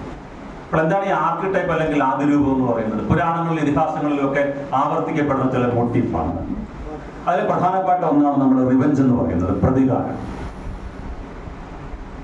അച്ഛനെ കൊല്ലുന്ന ആളെ കൊല്ലുക എന്നുള്ളത് എവിടെയും, ഏത് സിനിമയിലായി കഴിഞ്ഞാലും ഏത് കൃതിയിൽ എല്ലാം പ്രതികാരമാണ്. ആ കാലഘട്ടത്തിൽ തന്നെ പ്രസിദ്ധനായിട്ടുള്ള ഒരു എസ്സേയിസ്റ്റ് ആയിരുന്നു ഫ്രാൻസിസ് ബേക്കൺ. അദ്ദേഹത്തിന്റെ ഓഫ് റിവെഞ്ച് എന്നൊരു എസ്സേ സുഖമായിട്ട് ഓർക്കുന്നുണ്ടാവുമല്ലോ. Revenge is a kind of wild justice എന്നാണ് ആ എസ്സേ തുടങ്ങുന്നത്. അങ്ങനെ തന്നെയാണ് പ്രതികാരം. പിന്നെ ഇപ്പൊ നമ്മൾ പറയുന്നത് അങ്ങനെയല്ല, പക വീട്ടാനുള്ളതെന്നാണ് പറയുന്നത്. പ്രതികാരം, revenge is a kind of wild justice എന്ന് പറയുമ്പോഴും പ്രതികാരം ചെയ്യുക എന്നുള്ളത് തന്നെയാണ്. എല്ലാം തന്നെ അതൊരു ആർക്കിടൈപ്പാണ് തന്നെ. ബേസിക് ഷേക്സ്പിയറിന്റെ അല്ലെങ്കിൽ ഏത് കാലഘട്ടത്തിലെയും എവിടെ നമ്മൾ നോക്കിക്കഴിഞ്ഞാലും പ്രധാനമായിട്ട് ഈ ഒഥല്ലോയുടെ ഒരു അഡാപ്റ്റേഷൻ ആയിട്ട് നമ്മുടെ ചമ്പക്കുളം തച്ചൻ എന്ന സിനിമയെ നമുക്ക് അല്ലെ ഒരു പരിധി വരെ നമുക്ക് അങ്ങനെ കാണാവുന്ന ഒന്നാണ്. ചമ്പക്കുളം തച്ചൻ എന്ന സിനിമയിൽ നെടുമുടി വേണുവിന്റെ ക്യാരക്ടർ മനുഷ്യായിട്ടുള്ളതിനും മുരളിവരെ പോലെ ഓക്കെ ഏതാണ്ട് അതുപോലെ തന്നെ വരുന്നതാണ്. യാദൃശ്യമായിട്ട് സൂചിപ്പിച്ചു എന്നുള്ളതേ ഉള്ളൂ. ഇപ്പോൾ ഈ കൊലപാതകം അല്ലെങ്കിൽ അച്ഛനെ കൊന്നതിന് മകൻ പ്രതികാരം ചെയ്യുന്ന ഒരു കഥയാണ് ഹാംലെറ്റ് എന്ന് വേണമെങ്കിൽ നമുക്ക് ഒറ്റ വാചകത്തിൽ പറയാം. അതല്ല, അത് മാത്രവുമല്ല എന്നുള്ളതാണ്. ഹാംലെറ്റ് എന്ന് പറയുന്ന നാടകം സ്പാനിഷ് ട്രാജഡിയുടെ, തോമസ് കിഡിന്റെ സ്പാനിഷ് ട്രാജഡി എന്ന് പറഞ്ഞ നാടകത്തിന്റെ ഷേക്സ്പീരിയൻ അവതാരമാണ്, ഷേക്സ്പീരിയൻ വെർഷനാണ് ആ ഒരു നാടകം. നാടകം തുടങ്ങുമ്പോൾ അറിയാമല്ലോ, the tragedy of Hamlet, the prince of Denmark. ഡെൻമാർക്കിൽ അതിലാണ് വിഖ്യാതമായിട്ടുള്ള ഒരു വാചകം വരുന്നത്. Something is rotten in the state of Denmark. ഡെൻമാർക്കിൽ എന്തോ ചീഞ്ഞു നാറുന്നു എന്ന് പറയുന്ന വാചകം വരുന്നത് അതിലാണ്. അത് മാത്രമല്ല ഒരുപാട് ഇംഗ്ലീഷ് ഭാഷയിൽ നമ്മൾ ഉപയോഗിക്കുന്ന ഒരുപാട് കാര്യങ്ങളൊക്കെ ഈ നാടകത്തിലാണ് വരുന്നത്. ഷേക്സ്പിയറിന്റെ ഏറ്റവും വലിയ നാടകമായിട്ട് പല ആൾക്കാരും കാണുമ്പോഴും T.S. എലിയട്ട് പറയുന്നത് it is an artistic failure എന്നാണ്. അത് കലാപരമായ രീതിയിൽ ഒരു വലിയ പരാജയമാണ് അദ്ദേഹം പറയുന്നൊരു കാര്യമുണ്ട്. ഇപ്പൊ നമ്മൾ പറയുന്നത് ഈ രാജാവിന്റെ കൊട്ടാരം, രാജാവ് മരിച്ചു, അദ്ദേഹത്തിന്റെ മകൻ, പഠിക്കാൻ പോയിരുന്ന മകൻ ഹാംലെറ്റ് വരുന്നുണ്ട്. ഇപ്പോൾ രാത്രിയാണ്, അർദ്ധരാത്രി സമയമാണ്. ഗാർഡ്സ്, അവരുടെ സൈനാധിപന്മാരെ, കൊട്ടാരം കാവൽക്കാർ മേളിൽ കൊട്ടാരം കാവൽക്കാരുടെ വാച്ച് നടത്തിക്കൊണ്ടിരിക്കുകയാണ്. ആ സമയത്ത് രണ്ടുപേര് വരുന്നു. ഒരാളിൻ്റെ സമയം കഴിഞ്ഞ് മറ്റൊരാൾ വരുന്നുണ്ട്, ബെന്നോട് പറയുന്നുണ്ട്. ഒരാളുടെ സമയം കഴിഞ്ഞ് മറ്റേ ആൾ വരുമ്പോൾ പറയുന്ന ഒരു ചെറിയ സെന്റൻസ് ഉണ്ട്. അത് പഠിപ്പിച്ചുകൊണ്ടിരിക്കുമ്പോൾ ഞങ്ങളുടെ പ്രൊഫസർ K. ചന്ദ്രശേഖരമുള്ള പറഞ്ഞൊരു കാര്യം വളരെ എപ്പോഴും ഞാൻ ഓർക്കുന്നുണ്ട്. എത്ര സിമ്പിളായിട്ടാണ് നമ്മളുടെ തോന്നുന്നതെങ്കിലോ വാക്കിൻ്റെ much thanks for this relief, അങ്ങനെയാണ് പറയുന്നത്. വളരെ സിമ്പിളായിട്ടുള്ളൊരു സെന്റൻസ് ആണ്. 12 മണി വരെ അയാൾ ആ തണുപ്പത്തിരുന്ന് ജോലി ചെയ്യുന്നു. അയാളുടെ ജോലി മാറി അടുത്തയാൾ ആ ഒരു കാവലേറ്റെടുക്കാൻ വരുമ്പോൾ അദ്ദേഹം പറയുന്ന വളരെ ലളിതമായിട്ടുള്ള, എന്നാൽ എത്രമാത്രം അർത്ഥം ഉൾക്കൊള്ളുന്ന ഒരു വാചകമായിട്ടാണ് നിൽക്കുന്നത്. Much thanks for this relief. അങ്ങനെ അദ്ദേഹം അവിടെ വരുന്നു. വന്ന് കുറച്ച് കഴിയുമ്പോൾ ഹൊറേഷ്യോ എന്നൊരു ക്യാരക്ടർ, ഹാംലെറ്റിന്റെ സുഹൃത്താണ്, അദ്ദേഹം വരുന്നുണ്ട്. അവരിപ്പോൾ വന്ന് ഇങ്ങനെ നിൽക്കുമ്പോഴാണ് ഹൊറേഷ്യോ ചോദിക്കുന്നുണ്ട്, ഹാസ് ഇറ്റ് അപ്പിയർഡ് അഗെയിൻ? ആ രൂപം പിന്നെയും വന്നോ എന്നുള്ളതാണ്. ഹാംലെറ്റിന്റെ അച്ഛന്റെ പ്രേതം അവിടെ വരുന്നുണ്ട്. ആ സമയത്താണ് പറയുന്നത്, there is something rotten in the state of Denmark. ഡെൻമാർക്കിൽ എന്തോ ചീഞ്ഞു നാറും. അപ്പൊ അത് വരുന്നു. ഹൊറേഷ്യോ അത് ചോദിക്കുന്നു. ആ രൂപ അപ്രത്യക്ഷമാകുന്നുണ്ട്. പിന്നീട് ഹാംലെറ്റ് തന്നെ വരുന്നുണ്ട്. ഹാംലെറ്റ് വന്ന് എന്താണെന്ന് ചോദിക്കുമ്പോഴാണ് പറയുന്നത്, ഞാൻ നിന്റെ അച്ഛന്റെ പ്രേതമാണ്, ഞാൻ മരിച്ചതല്ല. ഉച്ചയ്ക്ക് ശേഷം ഉദ്യാനത്തിൽ കിടക്കുമ്പോൾ പാമ്പ് കടിച്ച് മരിച്ചു എന്നാണ് അദ്ദേഹത്തിന്റെ ഇളയച്ഛൻ ക്ലോഡിയസ് പറഞ്ഞിട്ടുള്ളത്. അത് മാത്രമല്ല, വിവാഹം കഴിഞ്ഞ് 1 മാസത്തിനകം രാജാവിന്റെ ഭാര്യ ഗർട്രൂഡ് ഹാംലെറ്റിന്റെ അമ്മയെ ക്ലോഡിയസ് വിവാഹം കഴിക്കുകയും ചെയ്യുന്നുണ്ട്. ഇതൊക്കെ കൊണ്ട് ഹാംലെറ്റിന് ആകപ്പാടെ വല്ലാത്തൊരു മാനസികാവസ്ഥയിലാണ്. അപ്പോൾ അദ്ദേഹം അത് പറയുന്നു, എന്നെ അങ്ങനെ പാമ്പ് കടിച്ച് മരിച്ചതല്ല, പക്ഷേ എൻ്റെ ചെവിയിൽ വിഷമൊഴുക്കി, ഞാൻ ഉറങ്ങിക്കിടക്കുമ്പോൾ എൻ്റെ ചെവിയിൽ വിഷമൊഴിക്കുകയായിരുന്നു, അങ്ങനെയാണ് ഞാൻ മരിക്കുന്നതെന്നാണ്. നീ പ്രതികാരം ചെയ്യണമെന്നാണ് പറയുന്നത്. അപ്പൊ തന്നെ കൊന്ന തൻ്റെ അനുജനോട് പ്രതികാരം ചെയ്യണമെന്ന് അച്ഛൻ്റെ പ്രേതം മകനോട് പറയുകയാണ്. ഹാംലെറ്റിന് വേണമെങ്കിൽ അത് പെട്ടെന്ന് ചെയ്യാമായിരുന്നു. ഒരു രസകരമായ താരതമ്യത്തിൽ ഈ ഹാംലെറ്റിന്റെ സ്ഥാനത്ത് ഒഥല്ലോ ആയിരുന്നെങ്കിൽ ആ ദുരന്തം സംഭവിക്കില്ല. ഇത് കേട്ടപാടെ ചെന്ന് പൂശിയനെ. പിന്നീട് ദുരന്തങ്ങളൊന്നും സംഭവിക്കില്ല. ഒഥല്ലോയുടെ സ്ഥാനത്ത് ഹാംലെറ്റ് ആയിരുന്നെങ്കിൽ ആ കർച്ചീഫ് കൊണ്ട് കൊടുത്ത് അതെങ്ങനെയായിരിക്കാം കൊടുത്തത്, എന്തിനായിരിക്കാം, ആലോചിച്ച് അതിനൊരു തീരുമാനം ഉണ്ടാക്കി വന്നതിന്. അപ്പോൾ ഹാംലെറ്റിന് പിന്നീടുള്ള ഒരു സംഘർഷം എന്ന് പറയുന്നത് ഇത് തന്നെയാണ്. അച്ഛനെ കൊന്നയാളെ കൊല്ലണം എന്നുള്ളതാണ്. അയാളെ കൊല്ലാൻ, അയാൾ രാജാവാണ്. ഇപ്പോൾ ക്ലോഡിയസ് അപ്പോൾ ഡെൻമാർക്കിലെ രാജാവാണ്. മാത്രമല്ല തൻ്റെ അമ്മയുടെ ഭർത്താവും കൂടിയാണ്. ഒരു ഈഡിപ്പൽ കോംപ്ലക്സ് ഒക്കെ അവിടെ വർക്കൗട്ട് ചെയ്യുന്നുവെന്ന് അതിലെ സൈക്കോളജി ക്രിറ്റിസിസം നടത്തിയ പല ആൾക്കാരോട് പറയുന്നുണ്ടായിരുന്നു. പക്ഷെ ഹാംലെറ്റിന്റെ നേരത്തെ നമ്മൾ പറഞ്ഞ ട്രാജിക് ഫ്ലോ വരുന്നത് ഇവിടെയാണ്, പ്രൊക്രാസ്റ്റിനേഷൻ. അത് to be or not to be, വേണോ വേണ്ടയോ എന്നുള്ള ആ ഒരു കാര്യം. ഇപ്പോൾ ഇദ്ദേഹത്തിന്റെ മന്ത്രിയാണ് പൊളോണിയസ്. ക്ലോഡിയസ് രാജാവിന്റെ മന്ത്രിയാണ് പൊളോണിയസ്. അദ്ദേഹത്തിന്റെ മകൻ ലയർട്ടസ് പഠിക്കാൻ പോകുമ്പോൾ കുറെ ഉപദേശങ്ങളൊക്കെ നൽകുന്നുണ്ട്. ഉപദേശങ്ങളൊക്കെ എക്കാലം പ്രസക്തമായിട്ടുള്ള കാര്യം തന്നെയാണ്. പ്രധാനമായിട്ടൊരു കാര്യമാണ്, neither a borrower nor a lender, for loan both loses itself and the friend എന്നാണ്. പണം കടം വാങ്ങുകയോ കൊടുക്കുകയായിരുന്നു. പണം കടം കൊടുത്താൽ പണവും പോകും, സുഹൃത്തും നഷ്ടപ്പെടും എന്നുള്ളൊരു കാര്യം കുറെ ഉപദേശങ്ങൾ കൊടുക്കുന്നുണ്ട്. Lend your ears not your tongue. ആൾക്കാർ പറയുന്നത് നീ കേൾക്കുക, ഒരിക്കലും അങ്ങോട്ടൊന്നും പറയാതിരിക്കുക എന്ന്. അങ്ങനെ കുറെ ഉപദേശങ്ങളൊക്കെ കൊടുത്ത് മകനെ അവിടെ നിന്ന് വിടുന്നുണ്ട്. പിന്നീട് ലേറ്റസ്റ്റ് അവസാനമാണ് വരുന്നത്. അദ്ദേഹത്തിന്റെ മകൾ ഒഫീലിയ ഒരു ഘട്ടത്തിൽ ഹാംലെറ്റിന്റെ കാമുകിയായിട്ട് മാറുന്നു. അപ്പൊ ഈ ഒരു വലിയ സംഘർഷം ഹാംലെറ്റിന്റെ ഉള്ളിലുണ്ട്. അച്ഛനെ കൊന്നയാളെ എങ്ങനെ കൊല്ലണം എന്നുള്ളതിനെ പറ്റി ആലോചിക്കുകയാണ്. അതിന് പല അവസരങ്ങളും ലഭിക്കുകയും ചെയ്യുന്നുണ്ട്. ആദ്യം ഇതിനൊരു ഉറപ്പ് വരുത്തണം, ഇദ്ദേഹമാണോ കൊന്നത് എന്നുള്ളതിനെ പറ്റി. അതുകൊണ്ട് അദ്ദേഹം അവിടെ ഒരു ആ സമയത്ത് ഇങ്ങനെ ഒരുപാട് നാടക ട്രൂപ്പുകളൊക്കെ അവിടെ ഇങ്ങനെ വരാറുണ്ട്. അതിനൊരു നാടക ട്രൂപ്പിനെ അദ്ദേഹം കൊട്ടാരത്തിലേക്ക് വിളിച്ചു വരുത്തിയിട്ട് ഒരു നാടകം അവതരിപ്പിക്കുക. ഈ നാടകം കാണാൻ വേണ്ടി ക്ലോഡിയസ് ഉണ്ട്, അദ്ദേഹത്തെ ഹാംലെറ്റിന്റെ അമ്മയും ക്ലോഡിയസിന്റെ ഭാര്യയുമായ ഗർട്രൂഡ് ഉണ്ട്, പൊളോണിയസ് ഉണ്ട്, എല്ലാ ആൾക്കാരും ഉണ്ട്. ആ നാടക സംവിധാനം ചെയ്യുന്നത് ഹാംലെറ്റാണ്. ഹാംലെറ്റ് പറയും, ഞാൻ പറയാം ഏത് നാടകമാണ്. ഹാംലെറ്റ് പറയുന്നുണ്ട്, this the play by which I will catch the conscience of the king. രാജാവാണോ ഈ കൊലപാതകം ചെയ്തതെന്ന് എനിക്കറിയാം. നാടകത്തിന്റെ പേര് തന്നെ ദ മൗസ് ട്രാപ്പ് എന്നാണ് നാടകത്തിന്റെ പേര്. അപ്പോൾ അങ്ങനെ ആ നാടകം അവിടെ രാജസദസ്സിൽ തന്നെ അവതരിപ്പിക്കുന്നു. കാണാൻ രാജാവുണ്ട്, എല്ലാവരും ഉണ്ട്. അങ്ങനെ നാടകം നടന്ന് നാടകം പുരോഗമിക്കുമ്പോൾ രാജാവ് ഉച്ചയ്ക്ക് ഭക്ഷണം കഴിക്കുന്നു. അത് കഴിഞ്ഞ് അദ്ദേഹം തോട്ടത്തിൽ ഉറങ്ങുന്നു. അപ്പോൾ ഒരാൾ കൊണ്ടുവന്ന് ചെവിയിലേക്ക് ആ സമയത്തെല്ലാം ഹാംലെറ്റ് ക്ലോഡിയസിനെ നിരീക്ഷിച്ചുകൊണ്ടിരിക്കുകയാണ്. ഈ രംഗം കാണുമ്പോഴത്തേക്കിനെ അവിടെ എഴുന്നേറ്റ് പോകുന്നുണ്ട്. Hamlet is sure that Claudius killed his father. ഇനി സ്വാഭാവികമായിട്ട് നമ്മൾ വിചാരിക്കുന്നത് ഹാംലെറ്റ് പോയി നേരെ കൊല്ലുക എന്നുള്ളതാണ്. ഇല്ല, കൊല്ലുന്നതേ ഇല്ല. അദ്ദേഹം പിന്നീട് ആ ഒരു ഫിലോസഫിക്കൽ ആർഗ്യുമെന്റ്സ് ആണല്ലോ നടക്കുന്നത്. ജീവിതത്തെ പറ്റി, മനുഷ്യനെ പറ്റി, മനുഷ്യന്റെ സംഘർഷങ്ങളെ പറ്റി. അവിടെയാണ് വരുന്ന വിഖ്യാതമായിട്ടുള്ള അദ്ദേഹത്തിന്റെ ആ ഒരു സോളിലോക്കി എന്ന് പറയും ഷേക്സ്പിയർ നാടകം.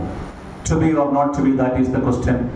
Whether it is nobler in the mind to suffer the slings and arrows of outrageous fortune, or take up arms against a sea of troubles and by opposing into them. To be or not to be, പല രീതിയിലാണ് വ്യാഖ്യാനം വരുന്നത്. ഒന്നുകിൽ രാജാവിനെ കൊല്ലണോ, കൊല്ലാതിരിക്കണോ, ഇല്ലെങ്കിൽ ഞാൻ തന്നെ ചാവണോ, ചാവാതിരിക്കണോ, ഏത് രീതി വേണമെങ്കിൽ നിങ്ങൾക്ക് തന്നെ വ്യാഖ്യാനിക്കാം. ദൈവം തന്നെ പറഞ്ഞു, "Oh, the time is out of joy, no curse respite that I ever was born to join it, make it right." ഞാനിത് കാലം കെട്ട കാലത്താണ്, സമയമില്ലാത്ത സമയത്താണ് ജീവിച്ചത്. കാര്യം എല്ലായിടവും ഹാംലെറ്റ് രാജകുമാരന് താങ്ങാൻ കഴിയുന്ന സംഘർഷങ്ങൾക്ക് അപ്പുറത്താണ് ആ കൊട്ടാരത്തിൽ നടക്കുന്നത്. ഒരു ഭാഗത്ത് തന്റെ അച്ഛൻ വന്നിരുന്ന് എന്താണ് നീ അയാളെ കൊല്ലാത്തതെന്ന് പറയുകയും ചെയ്യുന്നു. മറുഭാഗത്ത് കൊല്ലണോ വേണ്ടോ. പിന്നീട് അദ്ദേഹത്തിന്റെ അമ്മയുടെ മുറിയിലേക്ക് പോകുമ്പോൾ രാജാവ് പ്രാർത്ഥിക്കുകയാണ്. അവിടെ ഒറ്റയ്ക്കേ ഉള്ളൂ, വേണമെങ്കിൽ തീർക്കാവുന്നതേ ഉണ്ടായിരുന്നു. അദ്ദേഹം വാള് ഉരുട്ട് രാജാവിന്റെ അടുത്തേക്ക് ചെന്ന് അപ്പോൾ ആലോചിക്കുന്നുണ്ട്, ഈ മർമ്മം പഠിച്ചത് തിരുമേനിയുടെ അവസ്ഥയാണ്. എവിടെ അടിച്ചാലും മർമ്മമാണെന്നുള്ളത്. അന്നേരം ആലോചിക്കുകയാണ്, ഞാൻ ഇപ്പോൾ അയാളെ കൊന്നു കഴിഞ്ഞാൽ അയാൾ സ്വർഗത്തിൽ പ്രാർത്ഥിച്ചുകൊണ്ടിരിക്കുന്ന സ്വർഗത്തിലേക്ക് പോവുകയാണ്. എൻ്റെ അച്ഛൻ്റെ കൊലപാതകയെ സ്വർഗത്തിലേക്ക് അയക്കാനാണോ ഞാൻ ചെയ്യേണ്ടുന്നത്? അതുകൊണ്ട് വിട്ടു, അതുകൊണ്ട് കൊന്നില്ല. ഈ സമയത്തിനകം രാജാവിന് മനസ്സിലായി, ഹാംലെറ്റ് മനസ്സിലായി, തൻ്റെ അച്ഛൻ്റെ കൊലപാതകി താനാണ്, ഏത് നിമിഷവും അടുത്ത ഇര താനായിരിക്കുമെന്നുള്ളതിനെ പറ്റി. അതുകൊണ്ട് ക്ലോഡിയസ് രാജാവ് ഹാംലെറ്റിനെ കൊല്ലാനായിട്ട് ചില അവസരങ്ങൾ. ഈ സമയത്ത് ഹാംലെറ്റ് സംഘർഷങ്ങളെല്ലാം കൂടെ വന്നു ഒരുതരം ഭ്രാന്താകുന്നുണ്ട്. അത് ഭ്രാന്ത് അഭിനയിക്കുകയാണോ അത് യഥാർത്ഥത്തിൽ ഭ്രാന്താവുകയാണോ എന്നുള്ളൊരു വലിയ സാഹിത്യത്തിലൊരു വലിയ ചർച്ചയാണ്. ക്ലോഡിയസ് പറയുന്നുണ്ട്, there is a method in his madness. അതൊരു ഇംഗ്ലീഷിലെ ശൈലിയാണ്. അവന്റെ ഭ്രാന്തിന് വെറും ഒരു ഭ്രാന്തല്ല, there is a method in his madness എന്ന് പറയുന്നത്. അവന്റെ ഭ്രാന്തിനൊരു ക്രമമുള്ള ഭ്രാന്താണ്.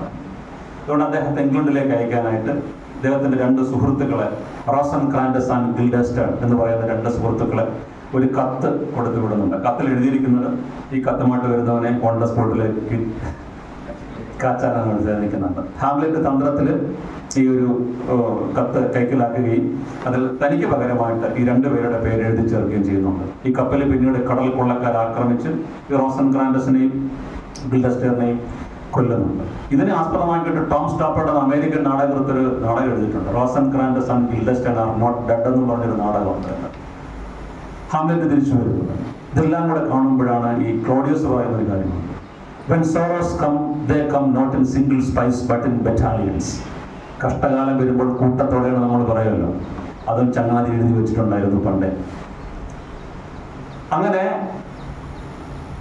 പിന്നെ ഈ നേരത്തെ പറഞ്ഞൊരു കാര്യം വിട്ടുപോയതാണ്, കണക്ഷൻ പോവുകയാണ്. അപ്പൊ ഇങ്ങനെ അമ്മയുടെ മുറിയിലേക്ക് പോകുമ്പോൾ രാജാവിനെ ഒഴിവാക്കിയിട്ടാണ് പോകുന്നത്. അങ്ങനെ അമ്മയുടെ മുറിയിൽ ചെന്ന് ഈ കാര്യങ്ങളൊക്കെ പറയുന്നുണ്ട്.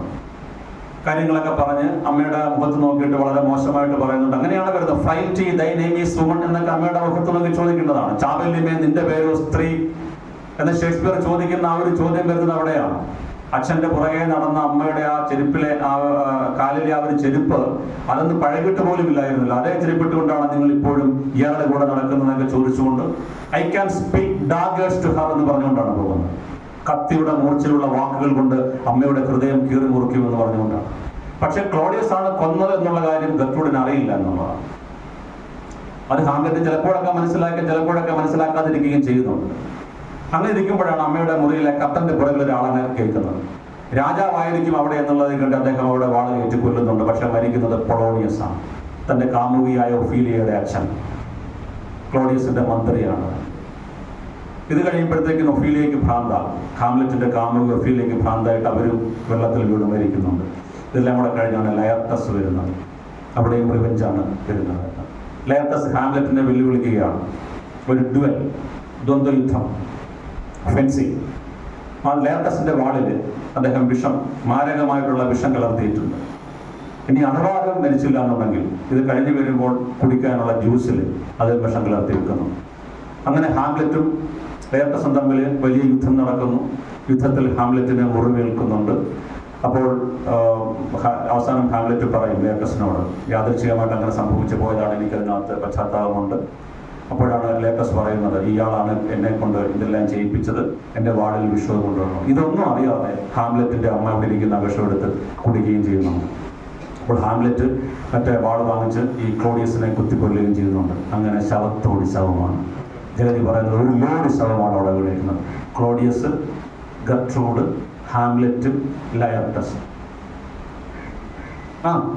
ലയർട്ടസ് പൊളോണിയസിന്റെ മകൻ, ഒഫീലിയയുടെ ബ്രദർ. ലയർട്ടസും ഹാംലെറ്റുമായിട്ടാണല്ലോ ഈ ഒരു സംഘർഷം നടക്കുന്നത്, ഈ ഡ്യുവൽ നടക്കുന്നതാണ്. ഈ കൊലപാതകങ്ങളൊക്കെ പിന്നെ അതിനിടയ്ക്ക് എത്ര ആൾക്കാർ മരിച്ചു? ഒരുപാട് ആൾക്കാർ മരിച്ചിട്ടുണ്ട്. അപ്പോൾ അവിടെ ഈ പറയുന്ന ആ ഒരു ട്രാജഡി, ഈ പറയുന്ന പ്രൊക്രാസ്റ്റിനേഷൻ എന്ന് പറയുന്ന ഒരു കാര്യമാണ്. സമയത്ത് ചെയ്യുന്ന കാര്യങ്ങൾ കൃത്യമായ സമയത്ത് തന്നെ ചെയ്യുക എന്നുള്ളതാണ്. അതിനപ്പുറത്തേക്ക് നീക്കി വെച്ച് കഴിഞ്ഞാൽ, മാത്രമല്ല ഒരുപാട് ആലോചിച്ച് കഴിഞ്ഞാൽ, പിന്നെ വായിക്കുന്ന ആൾക്കാരെയും ഈ ഹാംലെറ്റ് എപ്പോഴും വായിക്കുകയാണ്. ഒരിക്കൽ വായിക്കുമ്പോൾ ക്ലോഡിയസ് ചോദിക്കുന്നു, വാട്ട് ആർ യു റീഡിങ്? പറയുന്ന മറുപടി വളരെ വിഖ്യാതമാണ്, വേർഡ്സ് വേർഡ്സ് വേർഡ്സ്, വാക്കുകൾ വാക്കുകൾ വാക്കുകൾ. ക്ലോഡിയസ് തിരിച്ചു വന്നിട്ട് പറയുന്നുണ്ട്, that man reads too much, that is dangerous. ഒരുപാട് വായിക്കുന്നുണ്ട്, അത് വളരെ അപകടകരമായ ഒരു കാര്യമാണ് എന്നുള്ളതാണ്. കാര്യം ഇവൻ ഇനി ഇങ്ങനെ നിന്ന് കഴിഞ്ഞാൽ അപകടകരമായ രീതിയിലേക്ക് പോകുന്നുണ്ട്. ഒരുപാട് മലയാളത്തില് പിന്നെ നമ്മുടെ ഈ കലവസുണ്ട്, പിന്നെ ഹിന്ദി സിനിമ വന്നിട്ടുണ്ടല്ലോ, അതൊക്കെ ഓങ്കാര വന്നിട്ടാണല്ലോ. അത് മലയാളത്തിലെ കാര്യമല്ല, നമ്മുടെ ഹിന്ദിയിൽ വന്നിട്ടുണ്ട്. പിന്നെ ഇതിന്റെ ഈ ഷേക്സ്പിയർ അഡാപ്റ്റേഷന്റെ കാര്യം പറയുകയാണെങ്കിൽ ചേട്ടൻ പറഞ്ഞുകൊണ്ട് അതില് ഒരുപാട് ആൾക്കാർ പല രീതിയിൽ അഡാപ്റ്റ് ചെയ്തിട്ടുണ്ട്. ഇപ്പൊ മലയാളത്തിലേക്ക് തന്നെ ഈ പറയുന്നത് പോലെ ജയരാജന്റെ കളിയാട്ടം വന്നിട്ടുണ്ട്, കർമ്മയോഗി VK പ്രകാശിന്റെ വന്നിട്ടുണ്ട്. പിന്നെ പല സിനിമകളിലൊക്കെ ഇതിന്റെ ചമ്പക്കുളത്തച്ഛൻ അതിനകത്തിലെ ഒരു അഡാപ്റ്റേഷനായിട്ട് വേണമെങ്കിൽ നമുക്ക് കാണാം. Antony and Cleopatra, Kannaki. അല്ല, അതിലൊരു അങ്ങനെ ഒരു വാചകം, അങ്ങനെ ഒരു ക്രിറ്റിസിസം വരുന്നുണ്ട്. അത് ആൾക്കാർക്ക് കാര്യം എന്തുകൊണ്ടാണ് അങ്ങനെ ഇഡിപ്പൽ കോംപ്ലക്സ് എന്ന് പറഞ്ഞാൽ തന്നെ അമ്മയോടുള്ള ഒരു ആകർഷണവും അച്ഛനൊരു ശത്രുവായിട്ട് വരികയും ചെയ്യുകയാണ്. അപ്പൊ താൻ ചെയ്യേണ്ട ഏതൊരു വ്യക്തി ഒരു പുത്രനും പിതൃഹത്യ മരുളിന്റെ ഉള്ളിൽ ആഗ്രഹിക്കുന്നു എന്നുള്ള സങ്കല്പമാണല്ലോ ഇഡിപ്പൽ കോംപ്ലക്സിന്റെ ബേസിക് തിയറി എന്ന് പറയുന്നത്. ഇഡിപ്പൽ കോംപ്ലക്സ് ആണ് ഇലക്ട്ര കോംപ്ലക്സ് എന്ന് പറയുന്നത്. ഇപ്പൊ ഹാംലെറ്റ് ചെയ്യേണ്ടുന്ന ആ ജോലിയാണ് ആര് ചെയ്തത്? ക്ലോഡിയസ്. പക്ഷെ ഞാനെന്തിനാണ് അങ്ങനെ കൊല്ലുന്നത് എന്നുള്ള രീതിയിൽ അതിനൊരു സൈക്കോളജിക്കൽ ഇന്റർപ്രിട്ടേഷൻ ആണ്. അത് പല രീതിയിൽ വരാമല്ലോ, നമ്മൾ സങ്കല്പിക്കാത്ത രീതിയിൽ ഓരോ കഥാപാത്രത്തിന്റെയും ഓരോ രീതിയിലേക്ക് അത് വരാം. ഈ അഡാപ്റ്റേഷന്റെ കാര്യത്തിൽ ഏറ്റവും മനോഹരമായ രീതിയിൽ ഷേക്സ്പിയർ നാടകങ്ങൾ അഡാപ്റ്റ് ചെയ്തിരിക്കുന്നത് അക്കിലെ കൊറസോവയാണ്. കൊറസോവയുടെ ഏറ്റവും വിഖ്യാതമായിട്ടുള്ള അഡാപ്റ്റേഷൻ മാക്ബത്തിന്റെ അഡാപ്റ്റേഷൻ, ത്രോൺ ഓഫ് ബ്ലഡ് എന്നാണ്. ആരെങ്കിലും കണ്ടിട്ടുണ്ടോ? ആ ഒരു